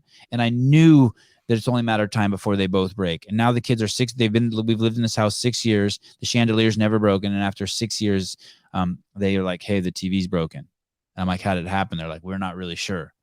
I'm like, what do you mean you're not really sure? They're like, well, I threw a Hot Wheel at it. I'm like, you're only supposed to throw stuff towards that wall. They're like, here's the problem. They're fucking detectives. They're like, all 3 of them are surround me. Here's the problem. I'm like, yeah, tell me. They're like, when the Hot Wheel hit the TV, it hit it in the center, but the crack's down in the bottom corner. So we're pretty sure it's not the Hot Wheel. I'm like, you jackasses. That checks out. Yeah. That checks out. Hot Wheel. Hot Wheel hit the TV, but it was in a different spot than the crack is. Like you saw where it happened, like you were in the Matrix. This just happened and we happen to walk in here and see it. I don't know. Hey, so I went to buy a TV on Amazon. Do you know how cheap a TV is? I bought a 50-inch TV for like $329. Yeah. I mean, it's expensive, but it's like I thought they'd never have a TV again. You go to Sam's Club and get like a 72-inch one for like $1,000. Yeah. Awesome. It's insane. I'm taking the TV out of my garage. It's a 42-incher and putting it in their room. And then when the 50-incher comes, I'm putting it in the garage. There you go. A little swoop around. Yeah. I'm wondering, Courtney says, love Dave Ramsey. He's so out of touch. He has some good principles, but some of his advice is garbage. I'm curious to think, what exactly do you think is garbage from his Did we lose the caller? We just ditched the caller? No, he hung up after he made his statement. Sorry, caller. I think some people are hung up on his like college, like paying for college stuff. They're like, what the hell do you want me to do? Like, oh yeah, those people are bitches. Grace and I paid for her master's degree cash. You know what you do? You fucking don't spend your money on anything else but that, and you buy it cash. And the join big the military. thing, or join the military. And there's lots of grants and different things out there that people could like apply for if you're really like resourceful and figuring it out. But most people, especially this younger generation, thinks that like they don't need to work while they go to college. That's your scratch post. Jethro Cardona, you have TVs in your kids' rooms? No, I have this pretty crazy, amazing layout of my house. I have a big room here that's like the adult room. I mean, they're in, but no toys are allowed in. And then I have like my little office in UFC fights and the guests and all in one big room. Then I have a kitchen attached to it that's wide open. And then attached to the other end of the kitchen is another big room. And you can see back and forth through the two. And that other big room also has a TV, a smaller TV, and the whole floor in there is covered with jiu-jitsu mats. And it's got shelves and the little trampoline thing on the wall. And basically it's just it's their kids' room. There's where all their toys and where they take all their jiu-jitsu and striking classes that are privates, and they just do shit in there. And that opens up to a garage gym, which is crazy dope for kids too. And then that opens up into a backyard that goes with the 100 fruit trees and a big old rig and all that. So that TV is in no, they don't have TVs in their room, but I have TVs in all the other rooms, my bedroom, the living room, their playroom, and the garage. And it's we only allow the TV on Friday and Saturday nights after the sun has gone down. But I'm hoping that someday I'll just walk in there and the boys will have YouTube videos on practicing jiu-jitsu moves. And I think we're very close to that. So there's that. I want to see if we can get I want to see if we can get through a shitload of these starting from the top. I want to just start erasing these. So do you see it says pole vault? Could we play that pole vault? A note here to take my kids roller skating. I'm erasing that. I need to go rollers. I told my kids if they went roller skating like once a week, 5 weeks, I'd buy them all roller skates. Fruit booters. I think we've shown this before, but anything with the pole vault's good, right? Definitely. Okay, we're showing. Here we go. I don't think there's any audio. This is one of these things where it breaks. I cannot believe who came up with this idea. This is amazing. Didn't they do it to like try to get over walls in like ancient Rome or something? Like breach castles. Yeah. This part right here is the crazy part. Yeah. So much of his body is below the pole. No. No. Fuck? No. Yes. It's gonna. Oh. Uh-oh. Uh-oh. I don't like. I hope he's gonna time this. I don't like where that pole's going. Oh no. Oh. Oh, it worked. Wow. Okay. That's incredible.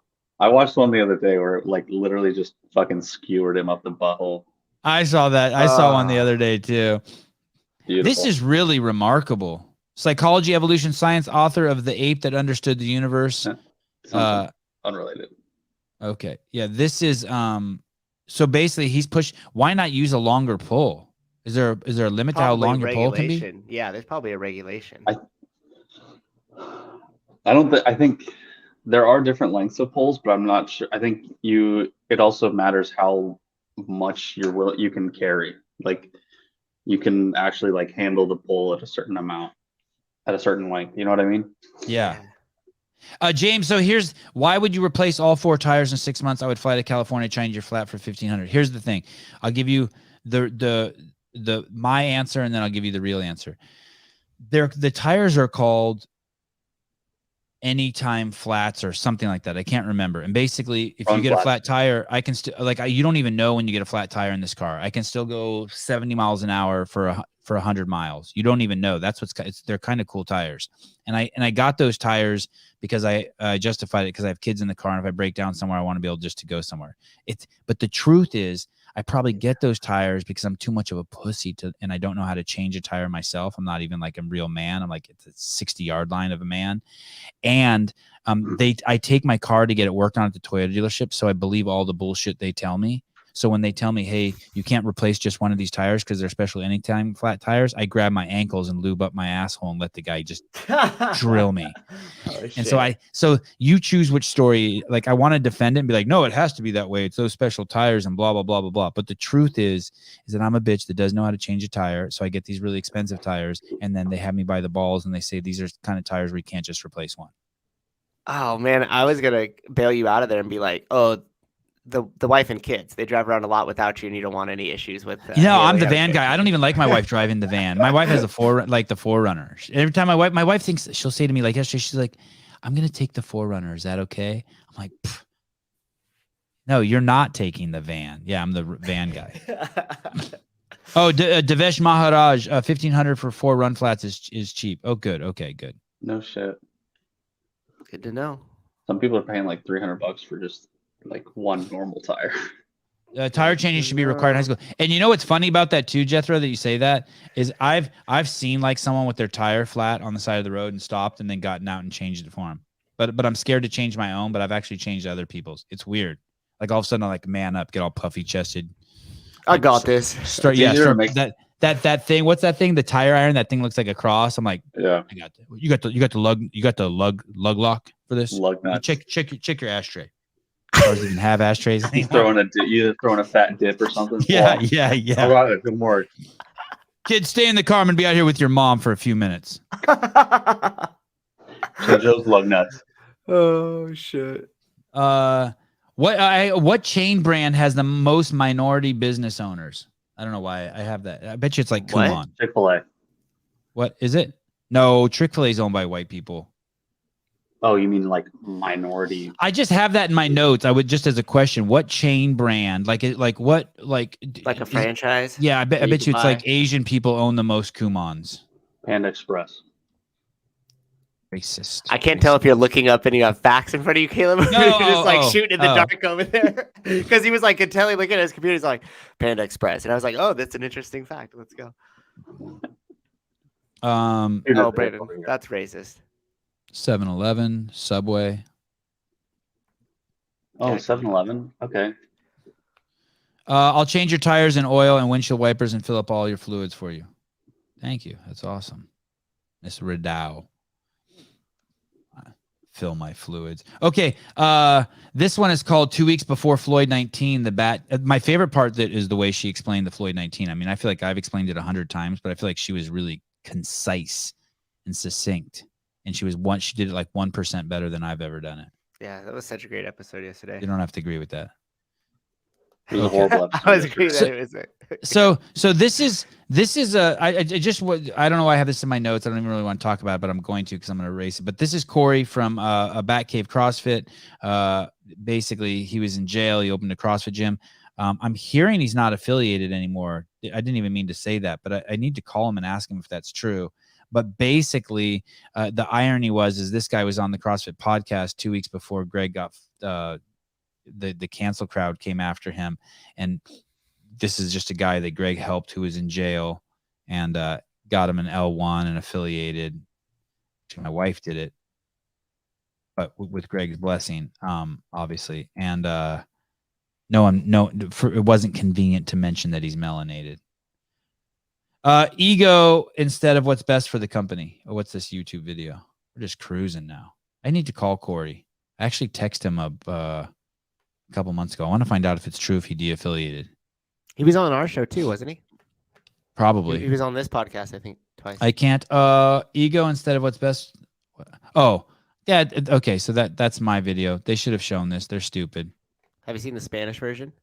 No, there's a Spanish version. Mm-hmm. Hey, I think this is equally as good to anything Nicole's put out, and this we made in 3 minutes for 87 cents.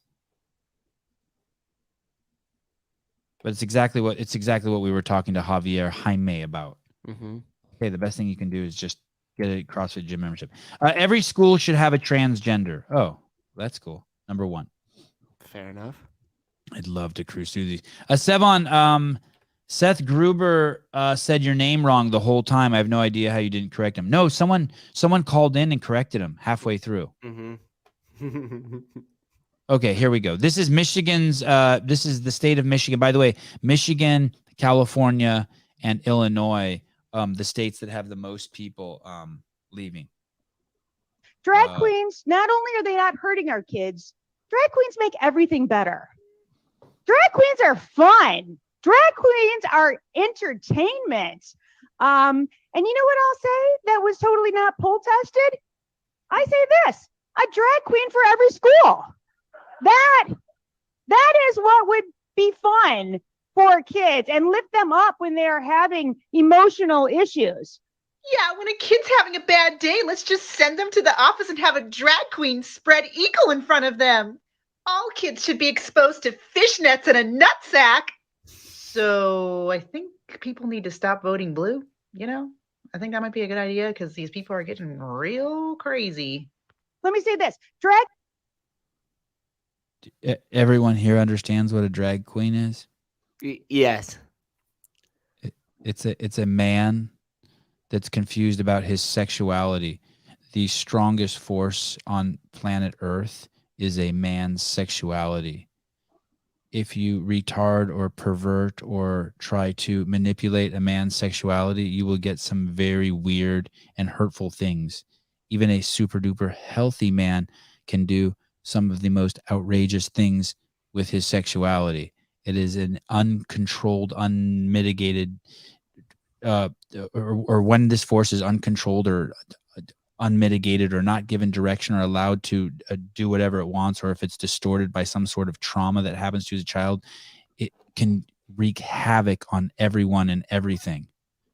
These movies where you see like the kid fucking a pillowcase or a cantaloupe and we all laugh at them, like these band camp movies and stuff, this shit actually has things that are so fucking bad that happen to people every day. While this show is going on, there's tons of kids and people out there being tormented by men whose sexuality is fucked up. And drag queens are a manifestation of that fucked up sexuality. Like something happened that knocked it off of course, and it's starting to go into the danger zone. That's okay if it's in a bar and you fucking sequester it, or a prison, or on Mars. Where it's not okay is in schools around kids. You are just, why don't you just take a blow dryer and plug it in and fill your bathtub up and get in your bathtub and then hold the blow dryer underwater and see if you live. That's the same. That's what you're doing. That's what you're doing by allowing drag queens to be some sort of fucking counselor at a fucking junior high. There's no drag queen out there who doesn't have some molestation story, whether they were molested or they molested someone. There isn't one. Show it to me. Show me the homeless 25-year-old male who's either not Jesus Christ or a drug addict. These are just facts, guys. This is a fucking governor, Michigan's Democratic. Oh, this is the attorney general of a state. She talks. You can tell something's happened to her. Did you hear how high-pitched her voice is and how fake her voice is? That's because something has happened to her and kind of got her stuck in that. That's always a giveaway when someone has a weird voice like that. Something has happened to them. And this is unbelievable. You're concerned about the mental illness of the people on the streets. This is the attorney general of the state of Michigan. There's a little silver lining to all that craziness in the schools. Oh, thank you, Souza. Please tell us. Thank you. Drag kings are normally really happy. No, I'm just kidding. I was gonna try to defend that. But what I was gonna say is at least the craziness is coming to the surface, which is gonna allow that system to slowly break down like we're seeing now. Which will change. Saying more homeschooling. Yeah, homeschooling is exploding. Homeschooling, yeah. More private schools, more people that wouldn't have necessarily got involved in education are now standing up and being like, fuck this, we need to start our own system. And to be honest, too, the progressive agenda has such a lockhold over that school system. I mean, think about it. I was just talking to one of the kids from the youth strength program last night. He's in 7th grade. And he goes, yeah, one of the coaches, my dad won't let me play over there. I want to play football. I won't let me go to this high school because we know the coach is really bad. And I said, what does that mean, really bad? And he goes, well, he cusses at the kids. He grabbed a kid by his head one time and yanked him down by his face mask and everything else. And I go, parents don't complain about that?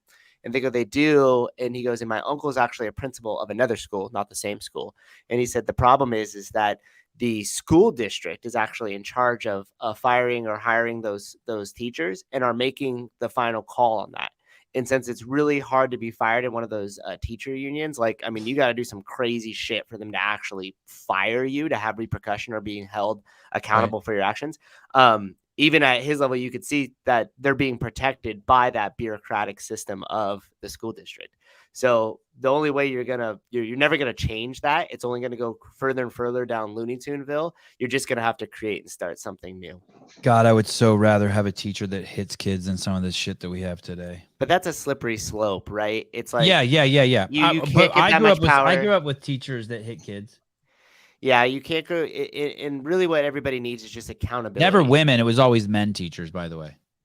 And what we need is accountability, right? You don't necessarily like hitting, I guess, could be one form of accountability. I don't think we should yield that power to our teachers because, frankly, people aren't even smart enough to save $1, let alone be responsible to discipline your kids physically. I don't believe that people have that line of intelligence or can process thought enough for me to trust another person to do that inside the current school system. But we do need to be able to have some control and look into some things, investigate stuff, and then fire the appropriate teachers that need to be fired. Some old drunk guy the other day was riding his bike down the beach boardwalk where we go. And this section of the beach boardwalk, there's a bike lane and there's a walking path. But this particular section that's a mile long, it's completely blurred. Like nobody follows those rules. And it doesn't even say bike and pedestrian. You just know because of the different colors of the paths, but it's not written anywhere. Right? You know what I'm talking about, right? Yeah. And so it's not written anywhere that one's bike and one's walking. It's just kind of just known. But no one follows the rules there, and understandably so. There's just too many people walking there for there to be a bike path. If you're a biker there, you just got to be cool. It's just one of those things where you just have to be cool if you're a biker. There's just too many. And this guy rides by on a bike. It's raining. There's no one out. It's just me and my kids. It's usually crowded. And this guy rides by on the bike, and he's drunk, and he says he has to slam on his brakes because one of my kids runs out into the bike lane, and he yelled at my kids. He said, "Hey, are you guys not paying attention?" And he's like all slurring and shit.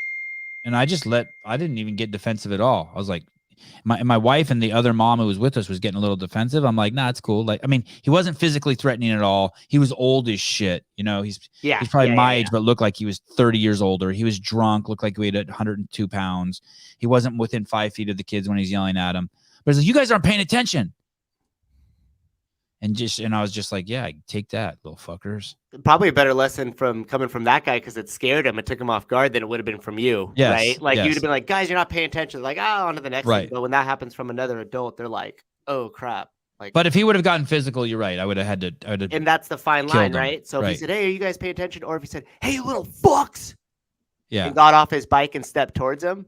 Yeah. And then it's a completely different scenario, right? And so it's like you have to trust the individual to make that call on that line. Travis Smith, Sevan, weren't you homeless at 25? I was homeless at 25. And when I was homeless, the reason why I became homeless is I wanted to see what it was like to live the ascetic lifestyle. I wanted to see what it would be like to just have nothing. And I was just in my 5 years or whatever, 7 years of being homeless. I don't remember except one other guy, a guy named Raymond. I don't remember one other person who wasn't a drug addict besides me and him. Not one of thousands. Not one. Even the kids who kind of had it together. Mostly the people who were homeless were much older than me. I was 25. They were usually like 35 or older. But even when I would come across other homeless kids, like these hippie types who would like live in vans and travel around like in a stolen UPS truck or something, all of them were drug addicts. They were so into fucking hardcore hallucinogenics and shit. So yeah, I was pretending to be Jesus or the Buddha. And yeah, every single one was fucked up. So someone just texted. Oh, this is good. I've never gotten a text during a show on the call-in line. That was like a sharp beep. That was different than the normal text beep. This is from Michigan. I love this state, but it's getting harder every day with people in political power like you just show. It's from a 63-year-old CrossFitter.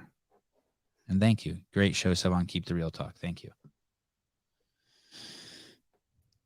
Armenian Jesus. Yeah, that was trying to be the Armenian Jesus. That's correct. I think with all the resources that we have in the U.S., if you're not a drug addict, you can't be homeless for very long unless it's by choice. Say that again. If with all the resources and abundance we have in America, yeah. I don't think you could be homeless for very long if you're not on drugs, unless it's a choice. Oh, right. Meaning eventually, yeah. And you know what ended up happening is that is what happened. I kept walking by this place over and over and over, this home for disabled adults.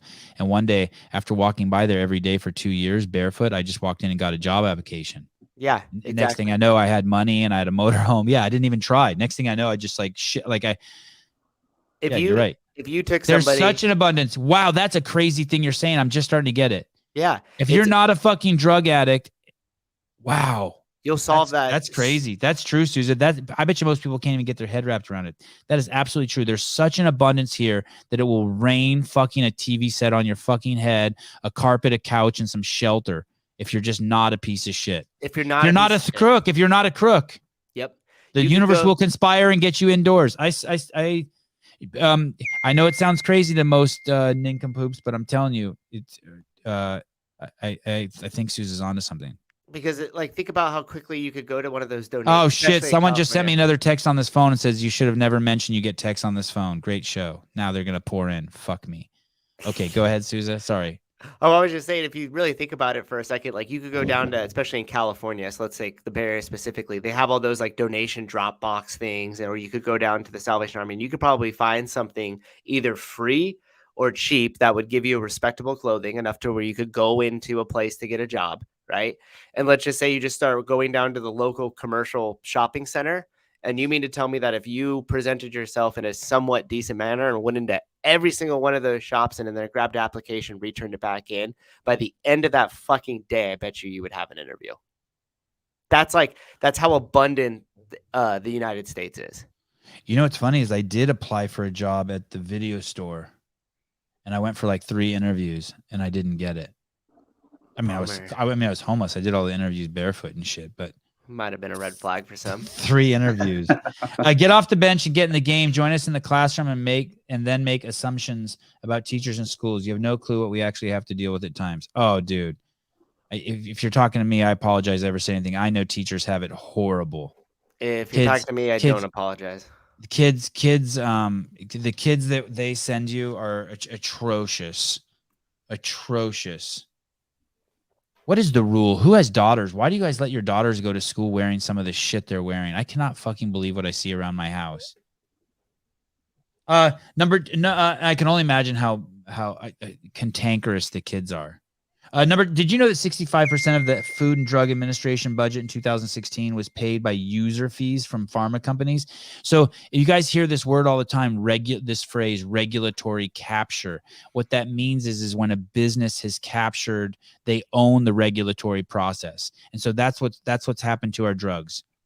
Do not think differently. There's no exceptions. There's nothing. Pharma owns the FDA. They own it. They own it. They've captured it. They pay for it. It's their people. They own it. The whole process. Everything, yes. And 9 of at least 10 FDA commissioners for the FDA went on to land big jobs at major pharma companies. The European equivalent is the EMA. It has 89% of its budget paid by pharma companies. It's all smokescreen. It's all a joke. It's putting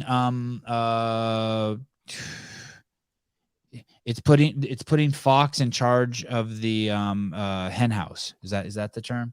Yep. The Medicines Regulatory Agency is 86% funded by pharma, and it's these agencies who are supposed to be trusted and are working with social platforms and guiding them in combating misinformation. So the FDA, which is owned by Pfizer, is the official mouthpiece for Facebook, Twitter, and Instagram. I mean, you see, it's just absolutely, these fucking idiots. These people are owned by the Chinese. That's why Trump didn't want to be in bed with these jackasses. Mm-hmm. Yeah, what a joke. That was the link there, Caleb? Yeah, that was the link. Number 3, what is sexual harassment? Oh, by the way, some of this stuff is so old. These are things that have been on my list for probably a year. I don't even know what they are. Oh, shit. Come on, guys. Come on. You guys got to chill with the text. Don't stop texting me. They'll probably start doing just to hear the beep 30 seconds later on YouTube. Leah Thomas, who is a male. This is Huckabee. He's a trip. Multi-record, 4-time SEC championship gold medal college swimmer who tied for 5th at the NCAA Women's Championship against trans swimmer Leah Thomas. Okay, here we go. Who was a male and competed, was a mediocre swimmer. I mean, I'm not being unkind, but he was like ranked 432nd or something. But he then transitions and says he's a woman. He's still physically a man, but says he's a woman. And now he's like top ranked. Right. So this is someone who's gone from 400th, 500th ranking in the nation as a male to a national champion as a female, the fastest collegiate female in all of the country, beating out Olympians and American record holders and people who have accomplished things that no other American female has after just 1 year. And in an interview Thomas blamed this on being able to compete happy. I can promise you don't jump that much in the rankings from being happy. That's interesting. What a great perspective. Now, it also means that he insisted that he go into the women's locker room and he dress with all the women swimmers, right? Right. Yeah. That's exactly what that is. And that's the reaction that my parents had. I would think. My husband has. He Yeah. doesn't want me changing in a locker room with someone who has full male parts, who still is attracted to females. How uncomfortable. 5 years ago, this would have been some form of sexual harassment or sexual assault. Male exposing themselves to a female and watching a female as they undress. But now this is something we're celebrating and we're encouraging. Leah Thomas. I want to tell you something, by the way. When Democrats see this, these are their three responses. They say it's not true. They'll turn it off right away because they can't handle it. That's the most common response. They just because they want they don't agree with it, but they're still Democrats. They'll take no ownership for it. That's like 90% of them. Those are the ones that hate the flag and all that. You know those people, right, Souza? Like, you can't even bring this up at dinner. It's hurtful language. It's harmful language, and they don't want a part of the discussion. Like, even though they would never allow it, they would freak out if it came into their neighborhood. It's the same people that like the melanated people. They have the Black Lives Matter sign, like Steph Curry, as long as it's not in my neighborhood. But then the third thing is they somehow justify it. But the justifying it crowd and the it's not true crowd are very small. The vast majority, I'd say it's like, I'm going to just say 90%. They won't even listen to this. They're like the people who are like vegan or carnivore who just refuse to listen to the other side. And that's the vast majority of Democrats. That's how I was raised. Like, just, you're not even allowed to bring it up. No, we won't have the discussion. That's crazy, right? Because like, how it's crazy. It's crazy. I always tell, like, I've been trying They're to letting dudes in the girls' locker room. And he was hitting on him. And the girls are getting raped. And then they're moving the boy to a different school, and he's raping another girl. Like, I'm not making this up. This happened in high school. Yeah, it's fucking insane. I want to have that dad on. See if that one makes me cry. Oh, guaranteed. That's awful. Okay, number 5. This is what happened. What a bizarro world. Colleges. These are big colleges allowing this. Yeah, it's violence. It is violence. The phrase, we're in this together, 15 days to flatten the curve, were phrases used by government to love bomb, future fake us, and were manipulation to get us to comply. And if we didn't, they went straight to devaluing us as any abusive relationship would. Yeah. Now the devaluing stage is where it gets rough. The abuser will get ahead of you on their false narrative and make other people think you're crazy. They will smear you and try to censor you and triangulate with you. There are other victims who still believe them that you are the dangerous one. Wow. So she's describing the abusive relationship that so many of our friends have had with the government. The government's just fucking got them completely bamboozled. The more you protest, the crazier you look, which fits their narrative. The more you try to point out their lies, the more unhinged you look. The current victim is brainwashed, just as you once were, and couldn't fight their way out of a wet paper bag. Now all you can do is move on. The brainwashing, i.e. love bombing for trusting our government, goes back to early childhood and elementary school. This is where the bulk of our programming takes place, and why it's so hard for people to wake up to the fact that their government is a cold-hearted killer. I don't know if that's true, but it can't hurt to postulate that, to give that a good spin around the brain. I found out that people who've experienced this type of abuse in personal relationships, as I have, wake up to the fact sooner that not everyone you trust should be trusted, and that the most dangerous of people to you may be standing right next to you, telling you to trust them. Of course. Yes, yes, yes. And just like anyone inside of an abusive relationship, people will make excuses, rationalizations. Oh, but we didn't know. We didn't have all the information. I thought it was okay to force kids to take drugs. Rationalizations and perform exorbitant mental gymnastics to protect the lie the abuser has them in. They are just not willing yet to walk through the door of truth, because if they do, it's painful. Hey, I just heard a story from someone very close to me. This really sucked. And someone, a friend of theirs died, and they blamed it on COVID when it was clearly the injection. And they somehow got it twisted. Hopefully I can tell you guys the whole story. It's someone pretty close to me, and I've been told to keep it on the down low. It means a loss of innocence, a loss of all you believe to be true. Yeah, that happened to me. Yep. I wouldn't say it was a loss of innocence. I got my innocence back when I relieved everything I thought to be true. It just took a while. It was scary. A loss of security, of family and friends, true, who are still in the lie, correct. Admit you were wrong, that you got played, and that you participated in it. It is an ego death. Yeah. All that's true. I do want to tell you, though, that I got my innocence back. Everything she said there, I agree with. It fucking hurt. It hurt to wake up. It wasn't fun. It feels like it keeps happening to me, too. It's not like it just happens once. So what do you mean? You were like that attached to those beliefs as like part of your identity?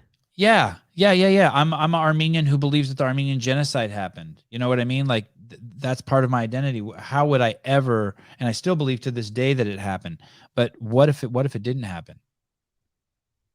What if the Jews weren't killed in the Holocaust? How would all those Jews change their identity? What if the American flag really wasn't about white supremacy and it was actually about freedom and being benevolent and loving? That's a hard fucking shift, dude. That's the way I was fucking programmed. Yeah. All through my youth. That's how all the kids are programmed in California, even if they don't know it. Sevan, did you see what happened to Mark Bell? You mean like a couple weeks ago he got it's really hard to make that shift. And here's the thing, don't anyone think you're above it or that it hasn't happened to you, because there's like I've told all you religious people, your God, for most of you, your God is the left's gender. Now there's some of you who are opening your mouth and God is using you as a vehicle. But I think the vast majority of you are fucking in la delusion land. You're stuck in the word. You haven't transcended the word. Did you see what happened? No, what did happen? Is he okay? I hope he's okay. I think he got rhabdo. I was just talking to him. He did. I was just talking about him yesterday to Souza. We were saying about how he was one of our record length podcasts. Mm-hmm. I really like Mark Bell. Like I really like Mark Bell. Well, yeah, I think he got rhabdo. Do you have it on his Instagram there? It's so fucking long. Like when I Mark Bell's the kind of guy, when I see him, I want to hug him. Oh, he looks good. Oh shit, he wrote a novel to go with it. Yeah, right. Okay, yeah. That's probably a little too much, but okay, I'll read this and I'll bring it up in the next in the next one we'll chat about it. Yeah. I've been trying to really get into a place, and I feel like maybe it's just because I was never that like involved in politics, like growing up through like high school and like that type of stuff. Like way more people are, I think, embedded in it now. Like it's just a really popular discussion. It wasn't as much when I was in high school, or at least it just didn't interest me. But I've been trying to get into a place where I'm just way more curious about how people are landing on their beliefs to be true than what the actual belief is. So if you tell me, this wall is white, I'm trying to really get myself into a place to say, okay, I'm not going to argue that the wall we're looking at, like you say it's white. I'm not going to argue like, no, it's not white. I'm just going to be like, how do you know that to be true? But like try to phrase it in a way that doesn't seem like it's accusatory, right? Right. It's like, yeah, it does look white. How did you land on that thought? And then have like just be sincere about it. Yeah, just be curious. You know, I believe in XYZ. Okay, how do you know that to be true? And then why do you believe that? And that's far more interesting and indicative of like conversation where people might be actually open to new ideas than just arguing, hey, that's white. No, it's not, it's black. You know, it is white. And then you get into a place where like then nobody's really gonna give up any ground. I know of a person who died shortly after getting the vaccine. All symptoms you would think were linked to the vaccine turned out he died from rabies. Fair enough. Dude, that fucking sucks. Yeah, that does. People who die from rabies, it's like so fucking painful. Hey, would you say that's a medical error, a misdiagnosis and a medical error? Because you don't have to die from rabies. No. Like, yeah. So we had just like a bunch of fucking random cats that just frolic around on our installation.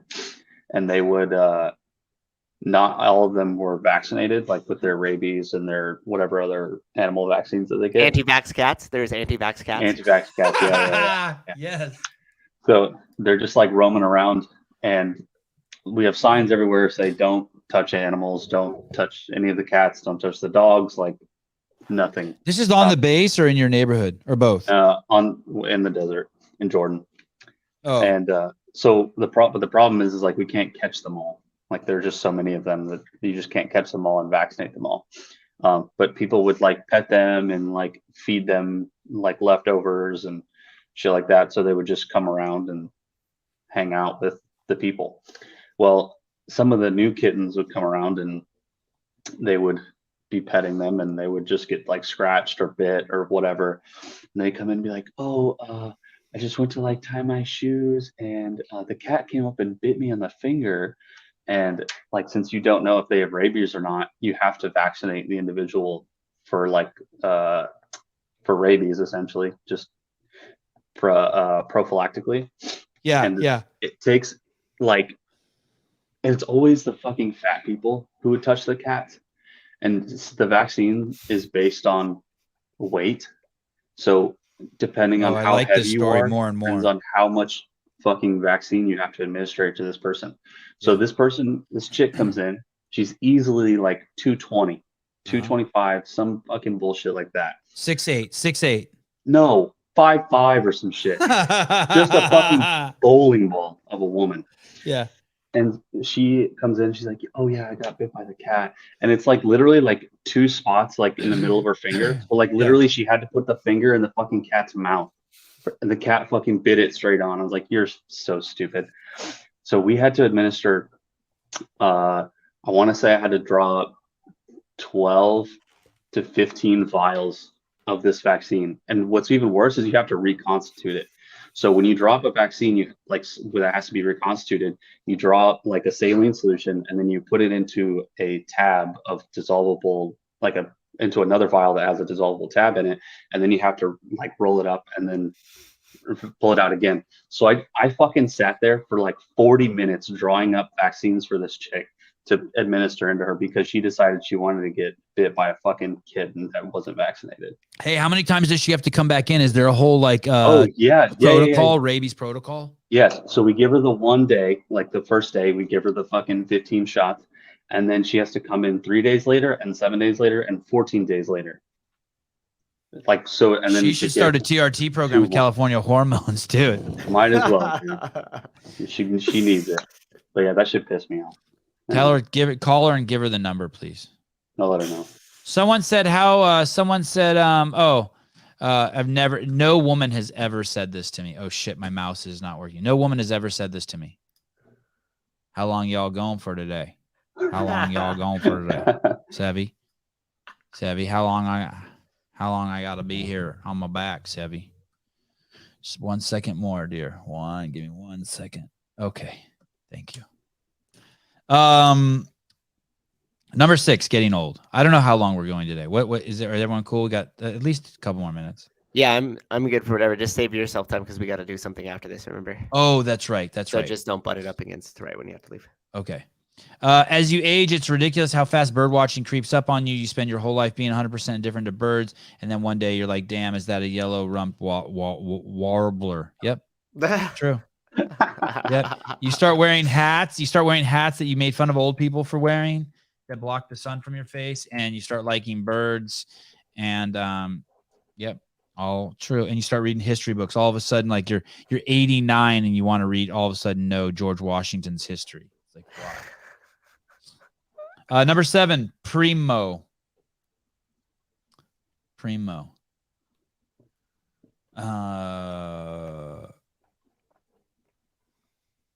When they NBA star Josh Primo sued for indecent exposure by former San Francisco Antonio Spurs doctor. Josh Primo was surprisingly released by the San Antonio Spurs last week. This is probably a couple months old. Before news emerged that the 19-year-old was accused of indecent exposure by the team's former doctor. Emerging NBA star Josh Primo was being sued for indecent exposure by former San Antonio Spurs psychologist Dr. Hillary Cawthon, who has sued the team and player whilst filing a criminal complaint over the alleged incidents. Primo was first-round draft pick from the 2021 NBA draft and had been one of the youngest players to enter the league, just having turned 18. He was released surprisingly last week as details emerged that he would be accused of multiple allegations of indecent exposure. I think this dude like pulled his dick out. Let's see. She accuses Primo of exposing his penis to her. Georgia reporter Maddie Roy stated, And I think that the team press conference held in Houston today saw attorneys for both parties issue statements on the Primo allegedly exposing himself to Dr. Cawthon, with Primo strongly denying the accusations. What's crazy is I think she reported this to the team several times, and they didn't do shit. They didn't do shit. Yeah, keep scrolling down. Shocker. Hey, at that point, move her to something else at least if you're going. He is now being victimized by his former team appointed sports psychologist who is playing to ugly stereotypes and racial charged fears for her own financial benefit. Oh shit. Now it's become something racial. In an act of betrayal against her young client, Dr. Cawthon, who is 40 years old, falsely claims Josh Primo exposed himself to her during the course of numerous therapy sessions. What makes the allegations even less credible is that Dr. Cawthon never informed her patient of the purported exposure. It's baffling why she did not bother to tell her patient that his private parts were visible underneath his shorts. Oh. So it's like he was sitting there without fucking underwear and his dick was just hanging out? I'm not sure, but it reminds me there's this kind of this fad on Instagram now. You saw Nicky Rod was doing it where he wears shorts and you can see his dick like bouncing around underneath his shorts. Yeah. It's pretty funny. I like it. And of course I found this so we could all see what she looks like. Hold on. Just like a regular. I think they'd make a cute couple. Oh, was she on a podcast with so she's hot and he's young, and she's hot and smart and he's young and buff and talented and horny.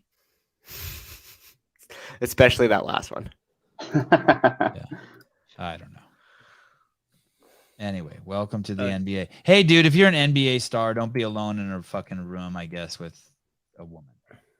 Period. Unless you have a camera. Don't go to therapy. Just shove it down deep. I mean, she's a sports psychologist, so I don't know exactly how many childhood traumas they were unearthing there. Well, he said that in that article, it said that he was dealing with a bunch of childhood trauma. But hey. Yes, I agree. And he slipped it out. Here's my childhood trauma right here. I'll give you childhood trauma. Yesterday, I was driving through Santa Cruz, and in a car next to me, I saw the former chief operating officer of CrossFit Inc. I hadn't seen him in years, and I called him and said, "Hey, what's up? What are you doing in town?" And he said he was moving back to town, and I'm kind of excited about that. That when Greg hired this guy, he was like the only adult who worked at CrossFit. Like the rest of us were just like, there were no adults there. Zero, which is okay. You want a company that's mostly not adults. You only need like one or two adults, like someone like in finance. All the other adults ruin a company, ruin a fucking company because adults don't want to work. They don't want to most adults don't want to work. Jeff Birchfield's kind of an adult and he probably wants to work, but it's a rare, but it was cool seeing him. I remember when Greg hired him, I was nervous because he was an adult, but he ended up being cool. He was a early hire at West Marine. He was like their second or third employee, and that he grew to a $1 billion company, $800 million company. He was operations officer over there too, and then he was a CrossFitter, the world's best sailors, an amazing sailor, world-renowned sailor. So clearly, he likes to work. This guy likes to work. Yeah. This guy liked to work. This guy didn't have any kids though either. Mm. Well, I think he had an adopted daughter, but he didn't have any like young kids. So he was like, people who don't have kids like and are healthy CrossFitter type, like they'll work their ass off. Don't I know it? Yeah, there you go. Yeah, you're not old though yet. Number 9. Could this be true? Number 9.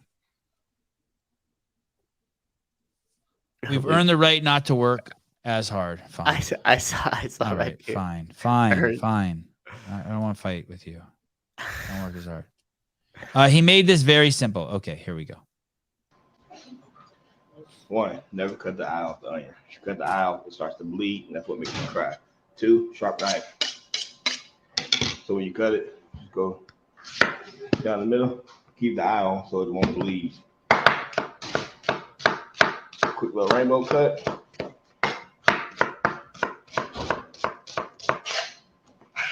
There you get your dice. That's why if that is fucking true, it's cut. If that is true, you should be taught that when you're taught like how to swim, how to tie your shoes, how to like dab your penis with a piece of toilet paper. Like You uncircumcised guys don't, or you circumcised guys don't do that. That makes sense. Like there's this, like, how the fuck do we not all know that? Is that true what that guy just said about the onion? Doesn't that seem like just, I told myself I have a note here, stay calm. Did I stay pretty calm in today's show? How do we all not know that?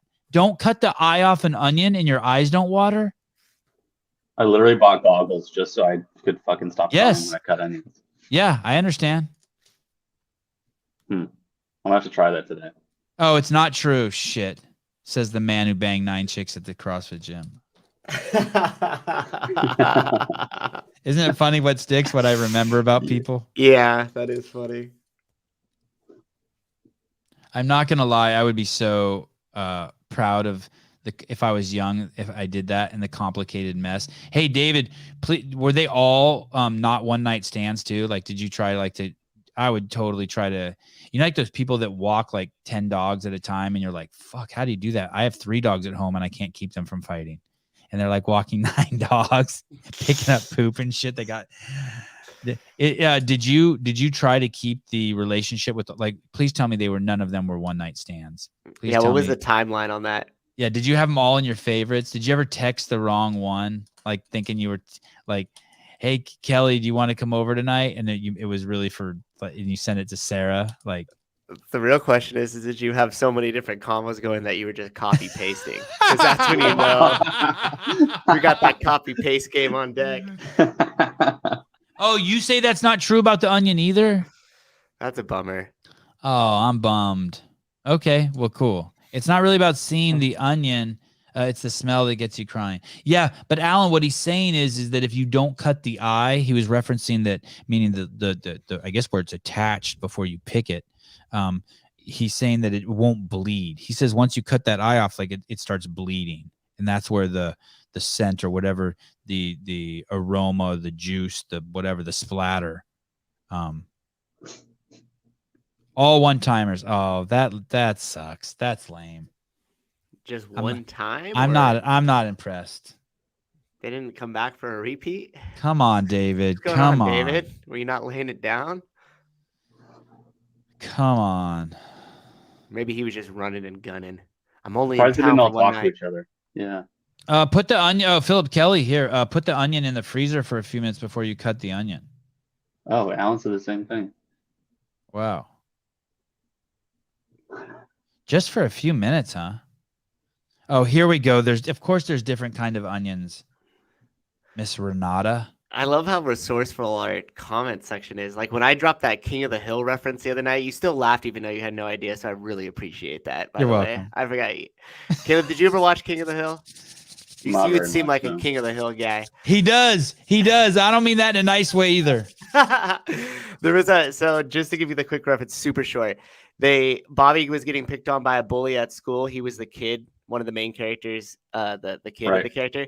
And so they go, oh, we're going to take him to the YMCA so we can learn boxing lessons to give him some self-confidence so he doesn't get picked on. And the boxing lessons kind of scared him and they ended up being full. So he went to a women's self-defense class. And the one move that they learned was to yell, "That's my purse. I don't know you," and then kick him in the nuts. And the joke was because Javier's son came on and said, "I'm a black belt." And Sevan clicked it on. It's like, "You're not a fucking black belt. You win. You got trained by women in Taekwondo." And so right after he said that, I said to the mic, "That's my purse. I don't know you." And a couple of the people from the comments got that. That's my purse. I don't know you. And I was so King happy. of the Hill. I was so happy that a couple people got the reference. I got it, Caleb. I got it. It's hilarious. We have to get in trouble today. This is all Souza's fault. See, it's the women's self-defense. So you see them all sitting there. Okay, here we go. Give me your purse now. Is that long enough pause? I don't know. My purse. Don't be afraid to shout it. That's my purse.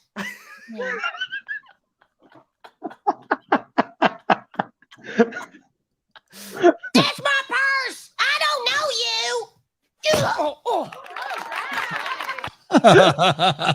Oh shit! Hey, the next scene, it's a black kid beating him up. Racist. Get away from me. Get away from me. Oh my goodness. Oh, actually, that might be just a Pakistani kid. Come on, eat some dirt. Let go of my purse.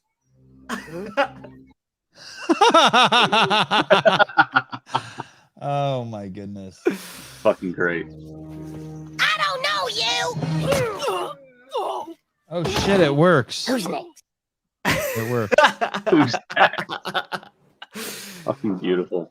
Oh my goodness. So anyhow, now you get the reference there, which fit perfectly with what you're talking about. That's so good. Hey, that's the problem with Taekwondo. That's the whole thing. You can earn a black belt. Like it doesn't work like that in jiu-jitsu. No. Like at some point you're a brown belt and like kind of like you basically got to beat someone up to get a black belt, I think. And I'm not even joking.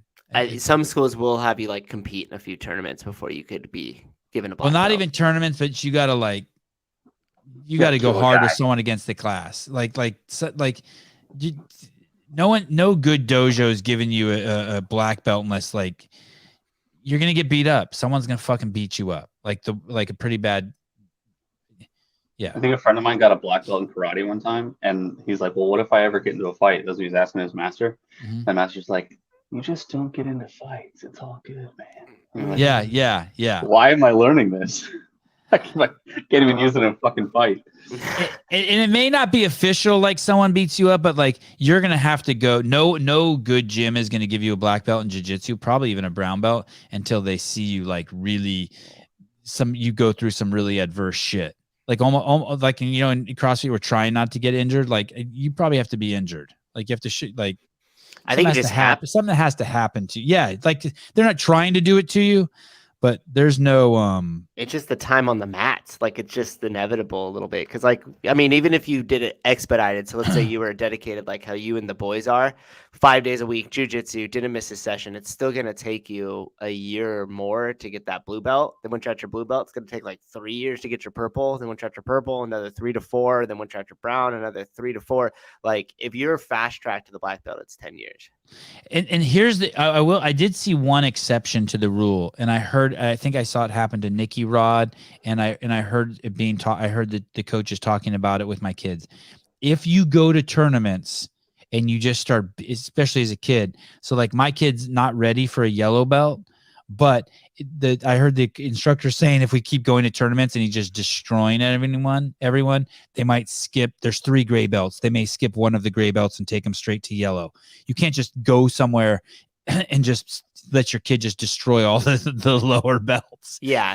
Like you go there with your white belt, even though you're a yellow belt, and just beat on kids. Yeah, it's like the same thing if you enter a scaled competition in CrossFit and your clean and jerk 1 rep max is like 15 on it. You're like, what? And you're doing all these bar muscle ups. It's like, come on.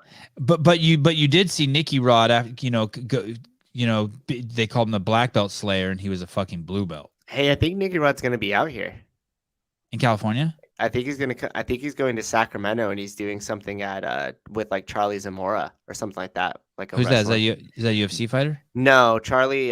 He used to own Caffeine and Kilos. I think he actually works with Mark Bell. He owns a gym out here called Warrior Z Fitness. Oh, someone said we should have him on the show. Someone keeps sending me his contact info, Caffeine and Kilos. And the only reason why I haven't had him on is I'm just like, we're Paper Street guys. Oh, well, that's a clothing, and I mean, they do.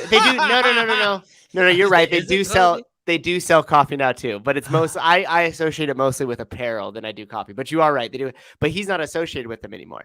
He's not. Stuff. No, and he started doing producing for like Driven, a golf show. Oh. Okay, let's get him. Can we get him on? Yeah, we could get him. I would love to. I've been meaning to have a chat with him because he does a bunch of wellness stuff for the firefighters and for the city out in Elk Grove. So I want to kind of compare notes and chat with him. But yeah, I'll reach out to him and we'll get him on. Okay, I like it. And I do believe, yeah. Is that Charlie? Yep, Charlie's morning. Hey, you know what else is interesting? Charlie and I share the same birthday. Wow. Charlie is very proud to get this done. Thank you, Jason Klepa and Bark Juan, for your help. Which is Bark Juan? Is Bart Quan? Is he the Caffeine and Kilos guy? I think so. No, Bart Quan. No, Charlie, you're on Charlie's page. Bart I know, Quan, I think, is probably a jiu-jitsu guy. No, Barbell Brigade. That's what it is. Oh, okay. I think he was Captain Kilos for a little bit, but he must. Oh, was he? Okay. I'm not. It was a long time ago. I forgot this guy existed until like just now. So cool. Okay, yeah. Let me see. Go back. February 12th.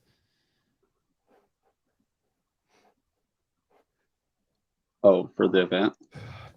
I'm gonna text Nikki right now. Do you know? Last time I texted him, he didn't even respond to us. Did you see that? I guess he doesn't respond a lot. Yeah, but that was just one text. It wasn't too far, so I wouldn't lean too much into that. Nikki Rodriguez. What did I say that was interesting that you guys are saying is not interesting? I don't even remember. Oh, you guys have the same birthday? Oh. Fucking rude. You guys are just rude sometimes. But yeah, Who cares? He'll be yeah. This hurt my feelings. I respond eventually, Jeremy. It just takes me a long time because I have too many texts. And it also depends on the importance of what you're bringing to the table. And I have too many people. My bandwidth has gotten too narrow. I just don't have too much going on. What's this? Like during the show, 4 people have called that I really want to talk to. And I'm not stopping the show because I'm stressed out because I know I have to do something with Souza, so I'm avoiding stopping the show because then I'm gonna have to do that. But really, it's just making it worse because now I'm running out of more time on the other end. Sevan, didn't you get my text? This is a different phone. I love you guys. Oh yeah, I got it. Thank you. Okay. Well, let's do number 10, birthday. And then we'll do Forgive and Forget, and then we'll get off. Oh, maybe we'll do Monty Python. Tomorrow we have Chris Cooper on, you guys. That's going to be a great show. We're going to basically talk about what it takes to run a CrossFit gym. And we're going to look at like the actual money. I don't know if it's going to go according to plan, but it's going to be a cool show. We're going to be like... I think it will go according to plan. I think you'll like what I have set up for the back end of it. I'm either going to be like, holy shit, I was wrong. CrossFit gyms are charging too much. Or I'm going to be like, yep, I knew I was right. Like, you stop being a baby. Either do this shit for free at home or shut up and make and pay your money. Okay, here we go. Dear the Atlantic, well, how the tables have turned. Okay, so this is some looks like someone dressed in woke gear. The face mask, the purple hair, and the free Brittany Griner shirt. Action. Hey, it turns out that this was all a lie. Yep. I was really just kind of hoping we could put all this behind us and move on. Is that an apology? Because it doesn't really sound like one. I know that I called you a grandma killer, but I really just wanted what was best for you. I actually couldn't visit my grandma in the hospital or even attend her funeral, but my heart was in the right place. I also lost my business and my job. I had good intentions, and my kids' social, mental, and physical development was also hurt. Listen, we just didn't know. I knew, lots of people knew, but you refused to listen. Instead, you called us names and wished death upon us. Let's just call a truce, okay? But according to your hat, you care about social justice. What does that have to do with anything? Why don't you care about justice here? I don't hear you demanding apologies or reparations. Because that would have to come from me, and we just need to move on. So you don't believe in accountability for systemic injustices when you're the one guilty. Can't we just build back and move forward? And I want to build back a system that allowed this to occur. Don't you want peace? I found this sign on the ground. Maybe you recognize it. Hey, That's amazing. Oh, that's funny. Was that Forgive and Forget? Yeah, the birthday one got taken down. Oh, okay. Number 12, Monty Python. Hey, do you get any satisfaction watching these go away, Souza? Have them cross off the list? Yeah. No, because it's never ending. So it's always like, I don't even see them go away. Maybe I would if I saw them go away. Okay. To be honest, I've been super annoyed about the top like 1 through 300. Yeah, me too. I know they've been Thank there you. forever. Yeah, I know. At least we got rid of 10 of those 300. Here we go. Yeah, thanks for that. You're welcome. Why are you always on about women, Stan? I want to be one. We're gonna get in trouble for this. It is symbolic of our struggle against oppression. Symbolic of his struggle against reality. Oh, there it is. Symbolic against the struggle of his understanding of reality. Hey, dude, that's 60 years ago. 60 fucking years ago. Hey, that says it all, man. Like, they're struggling to hold reality together. Don't worry about the mental health of homeless people. Listen, they can recover. Be worried about the mental health of the people in power. All your friends who are Democrats. It's getting so fucking weird. Immorality, pharmacy preying on the mentally ill. Oh, perfect. Here we go. Number 13. Yeah, the truth is scary. What is this? Here we go.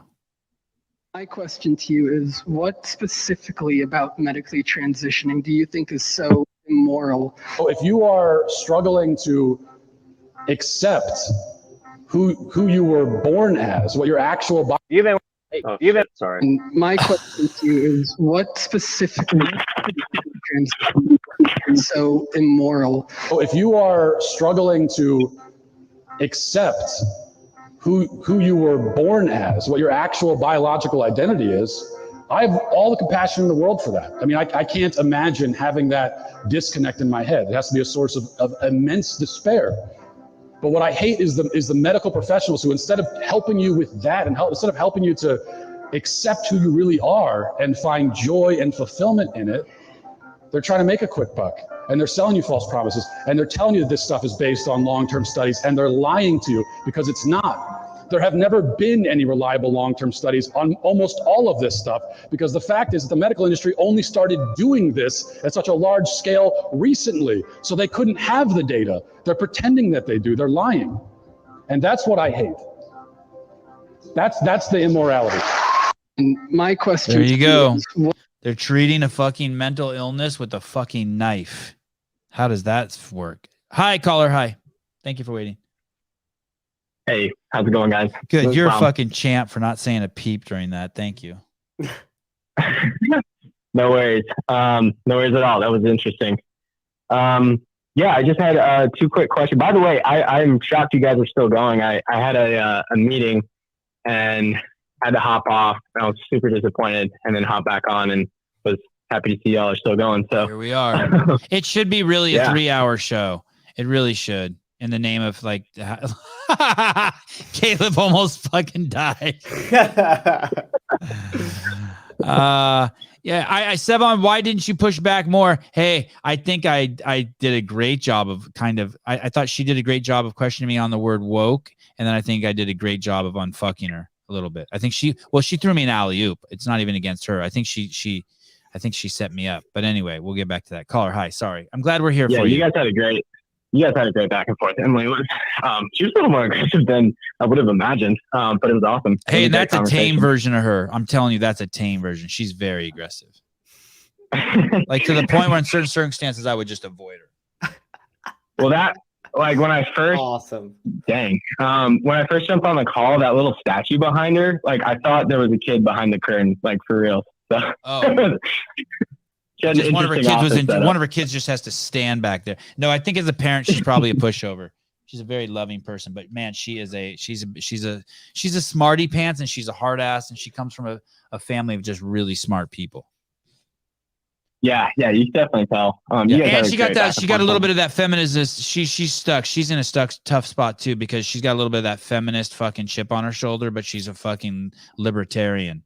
So that really fucks with you, because she got some libtard in her too. You could see it like leak out, like you see it leak out with me sometimes. Leaks out of all of us. Yeah. Okay. Yeah, it could be a dangerous combination, channeled the right direction.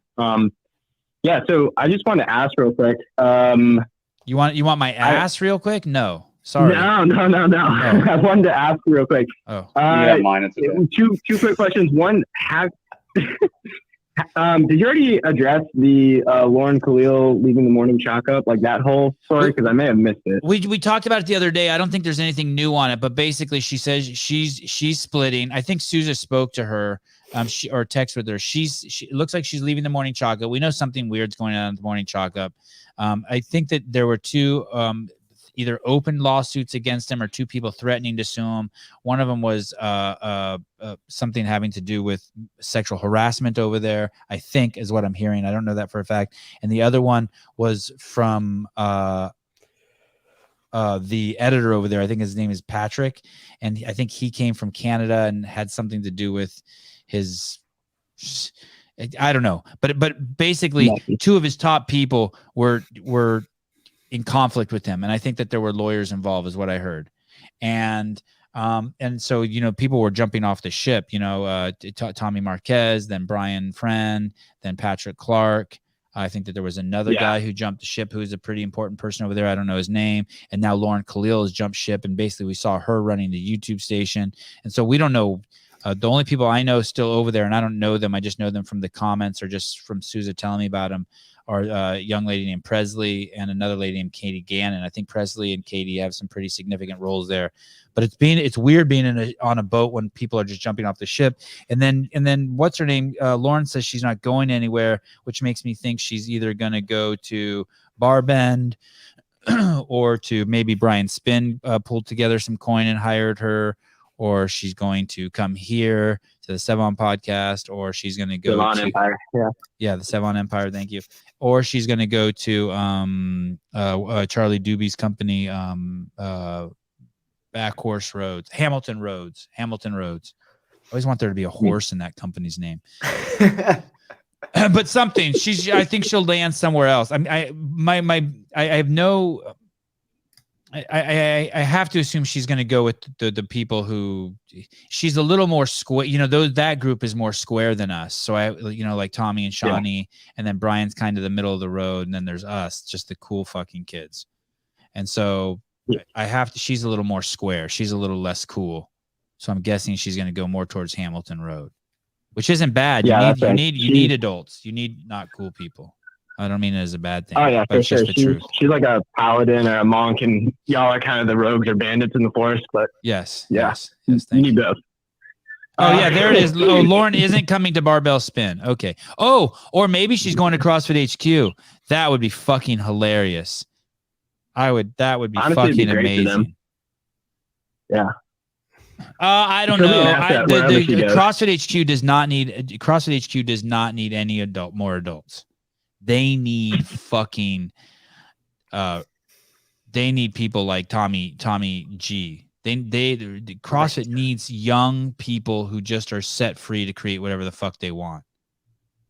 The last thing HQ needs more shit that because Lauren's stuff looks like TV news. You know what I mean?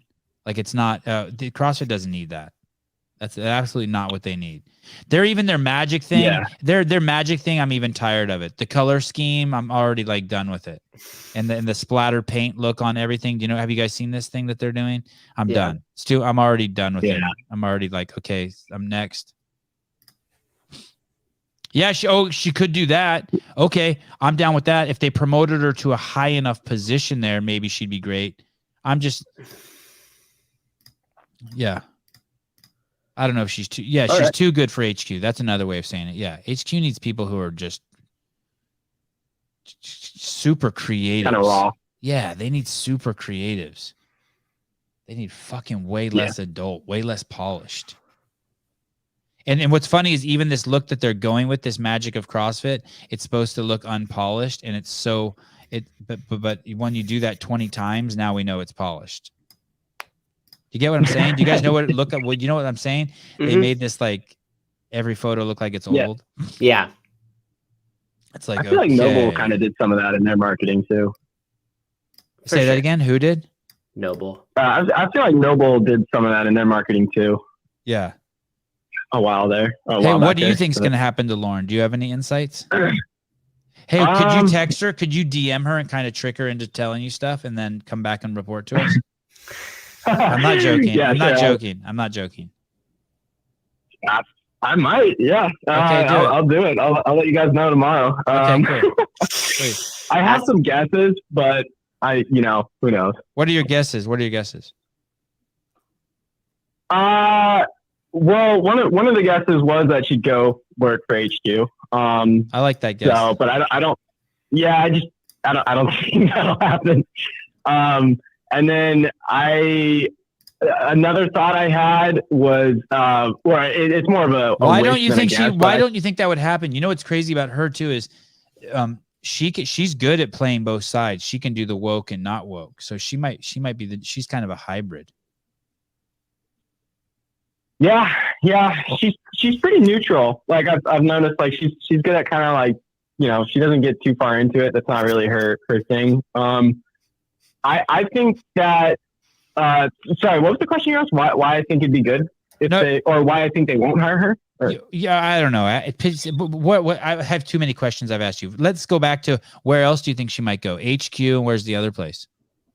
Oh, this is more of a wish, but it's I thought it'd be really cool. It seems like CrossFit Mayhem's kind of snapping up anybody with talent who has worked in the CrossFit space, and I thought it'd be super cool if they brought her on, and then but it would kind of like narrow the number of athletes she'd work with and stuff. But I don't know. I thought she could do some really cool things, like just for their if she's the one announcing their programming or stuff like that. I could see her going to Cookeville and meeting a guy there in the gym and getting pregnant. I could see that.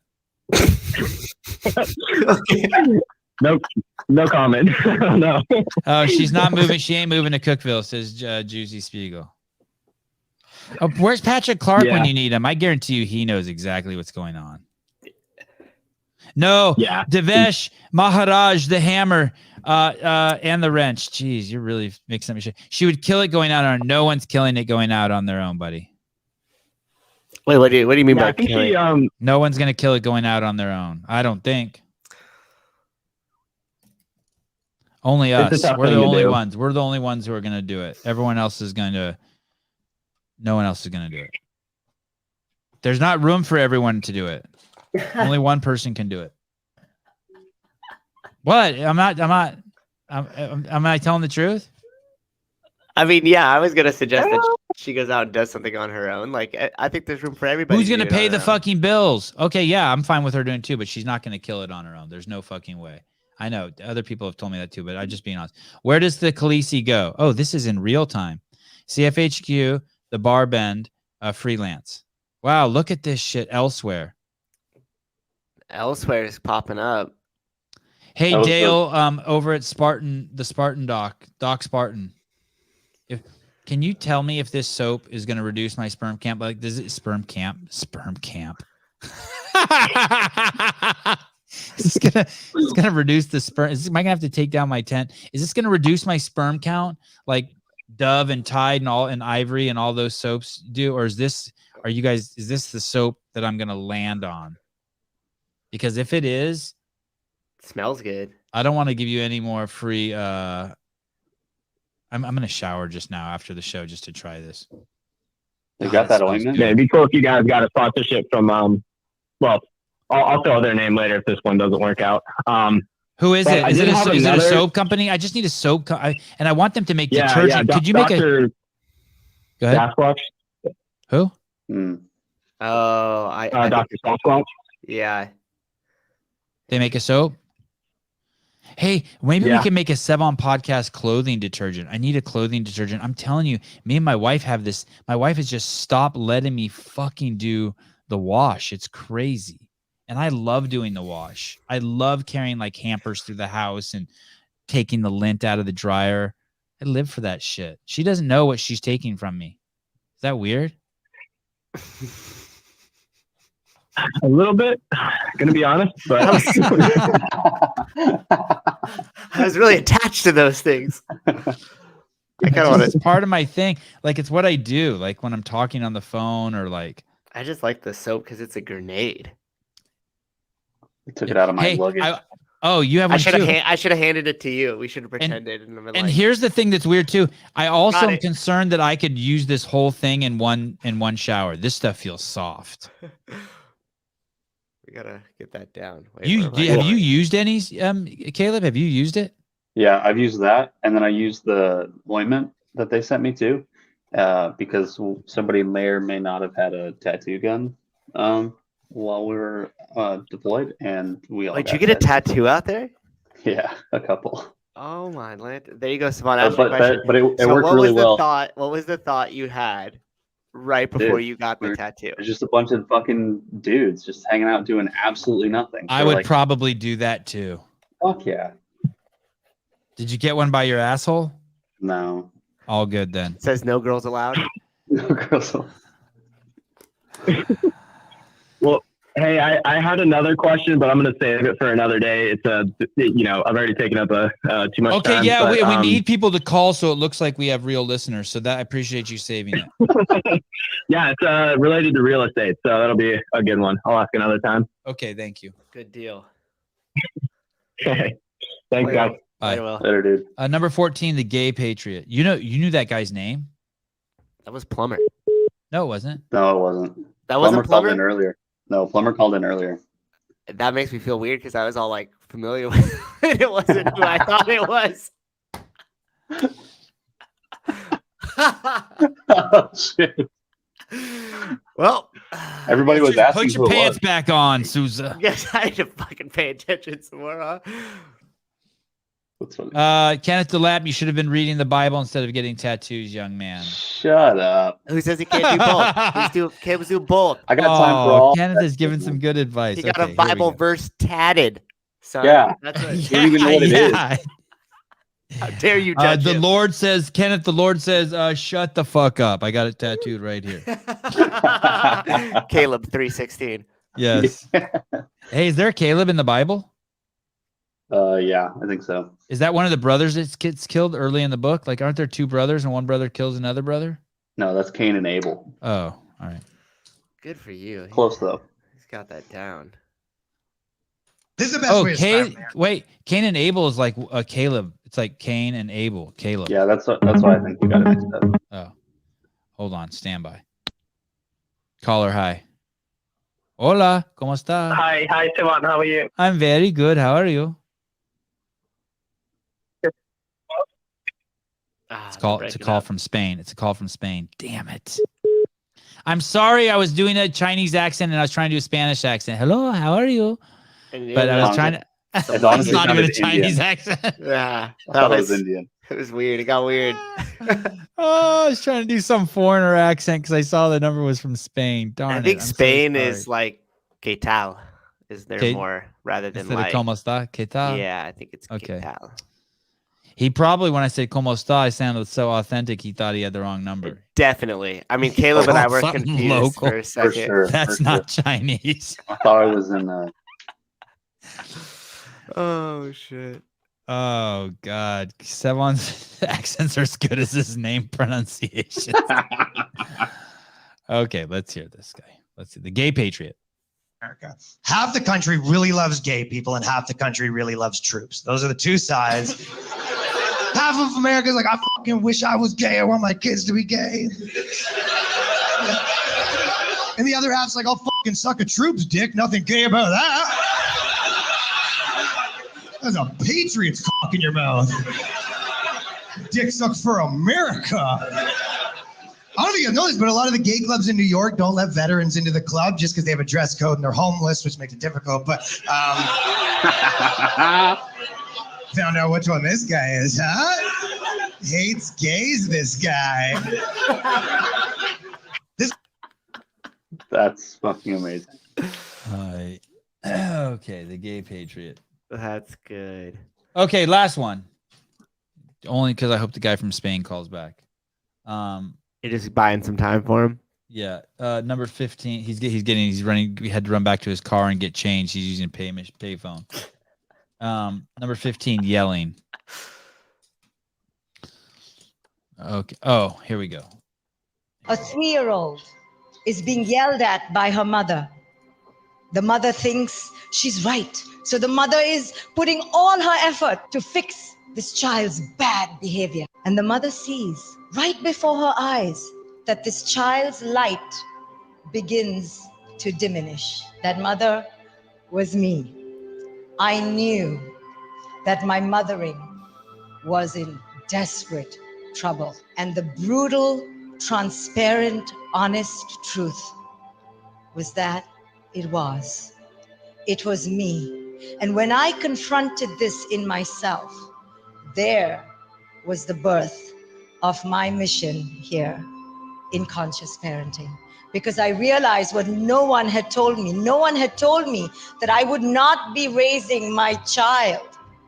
I would be reenacting all my emotional crap that parents are not told, that until they raise themselves, all they will be doing is projecting their unmet needs, expectations, fantasies onto their children. I knew right then in that moment that if I did not take my ego in charge and tame it,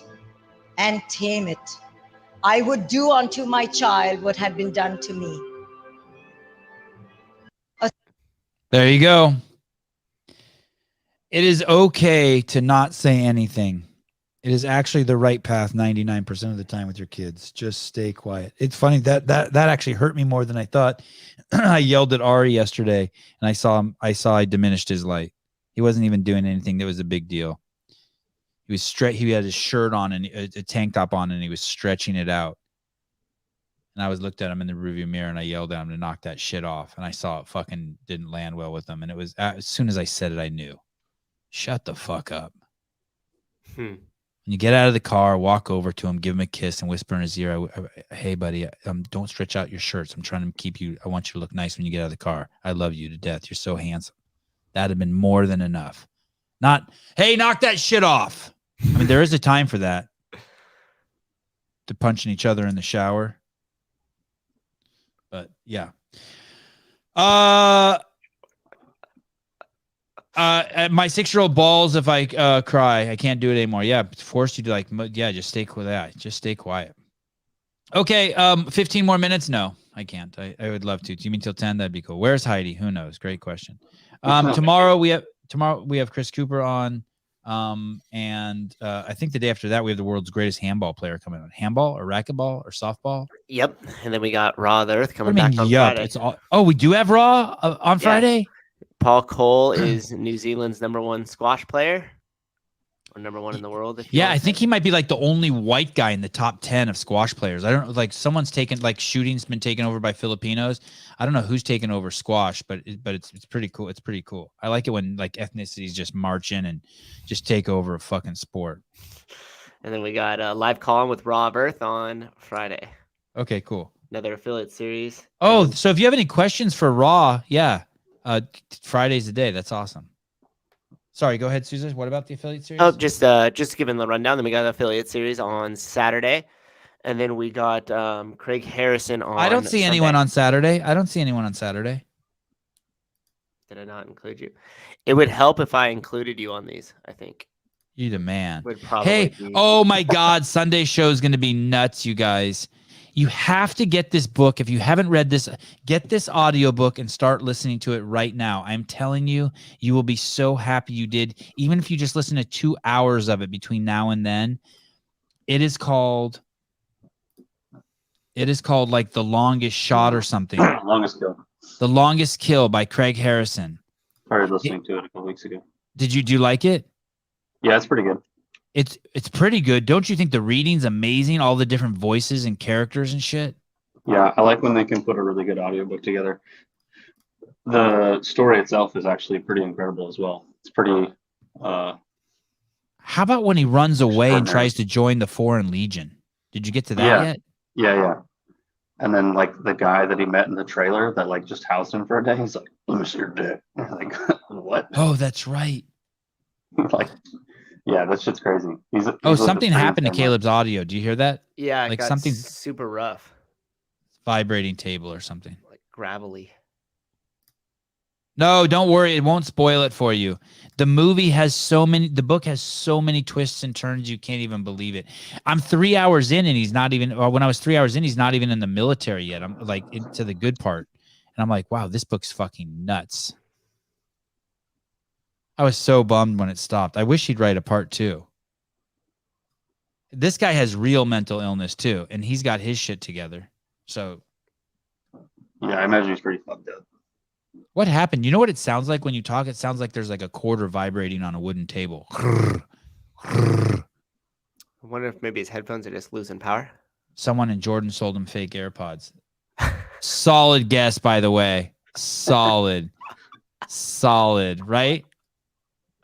That was a good guess. The comment section sometimes. Hey, what about don't we have to do a UFC show on Friday?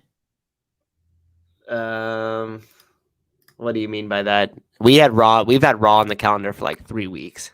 Okay. So even though we just got on that UFC kick, I don't think we should shift him. No, but maybe. Oh, I'm scratching my butt. Maybe we can do. Man, my butt's been getting meaty. Oh, this is what I wanted to ask you. Why do people in CrossFit do that thing in the front squat or the back squat where they stay at the bottom? So yesterday I did this workout. I held a 60-pound D-ball, which is kind of crazy in the frontal plane. It's huge. It's bigger than even like the 100-pound D-ball. I held a 60-pound D-ball at the bottom of a squat for 20 seconds and then stood up and rested 40 seconds. And I did that for 10 rounds. And I'm like, why am I doing this? That's a great workout. But why? Why? Because you never spend time in that bottom position, and it's important for your range of motion. It's also important because why waited? Because the isometric exercise. So you're hanging out in that bottom position and creating a bunch of time under tension, which is strengthening that position.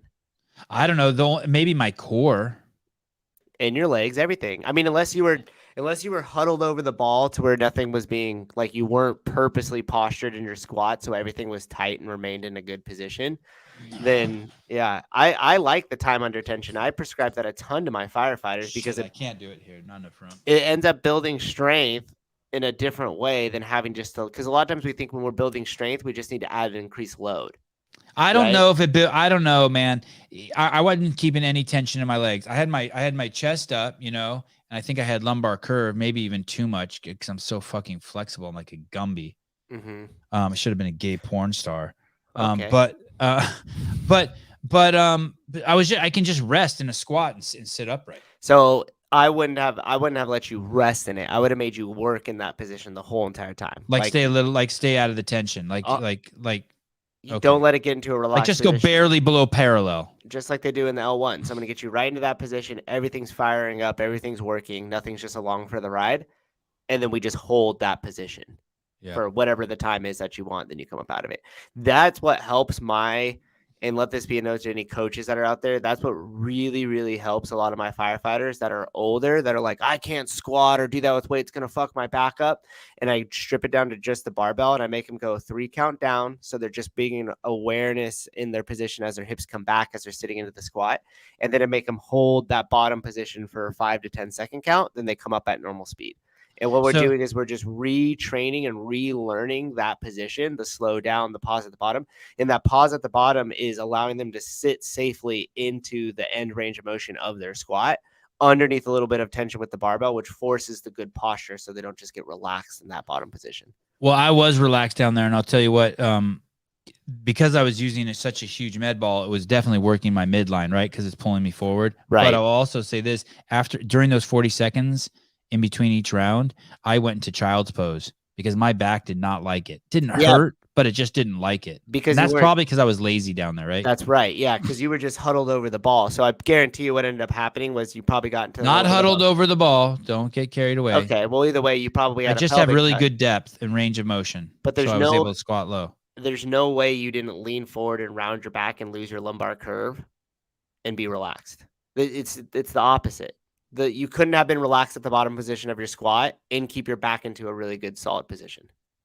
I'll take a picture for you. You're probably right, but maybe not. The thing is like my glutes and my hams and my quads were not activated. You exactly. know what I mean? So that's the bottom link to the chain. So if this starts to round in and roll in, what do you think that affects? Well, you're right. Your pelvis I and can your low arch back. my back so much that, well, I'll show you. I'll take a picture. Yeah, but that's just you're right. overextending the shit out of your back. That's not creating the midline stability. And that's probably why I had to do child's pose in between because I was just hurting myself. So I should use a lighter ball, like 40-pound ball. You could start with that, yes, but then you should also just hold a good bottom position like they would hold you at the L1. Yeah. And I was doing crazy stomach breathing too. It was awesome. Yeah, that's great. Diaphragmatic breathing is really important down there. It helps you learn how to breathe. And I relate that back to the firefighters of them being in a smaller position, having to conserve air into their bottle. So we'll get them down into that position, into that squat, and I'll have them do a couple big diaphragmatic breaths from there. So that way they learn to hold the tension. They can hold in the spot, but they can still slow their breathing down and get in big, full, calming breaths from the diaphragm. I like it. At your age, would you rather be super strong or super flexible? I want to be in the middle, but I'm definitely willing to give up strength for flexibility.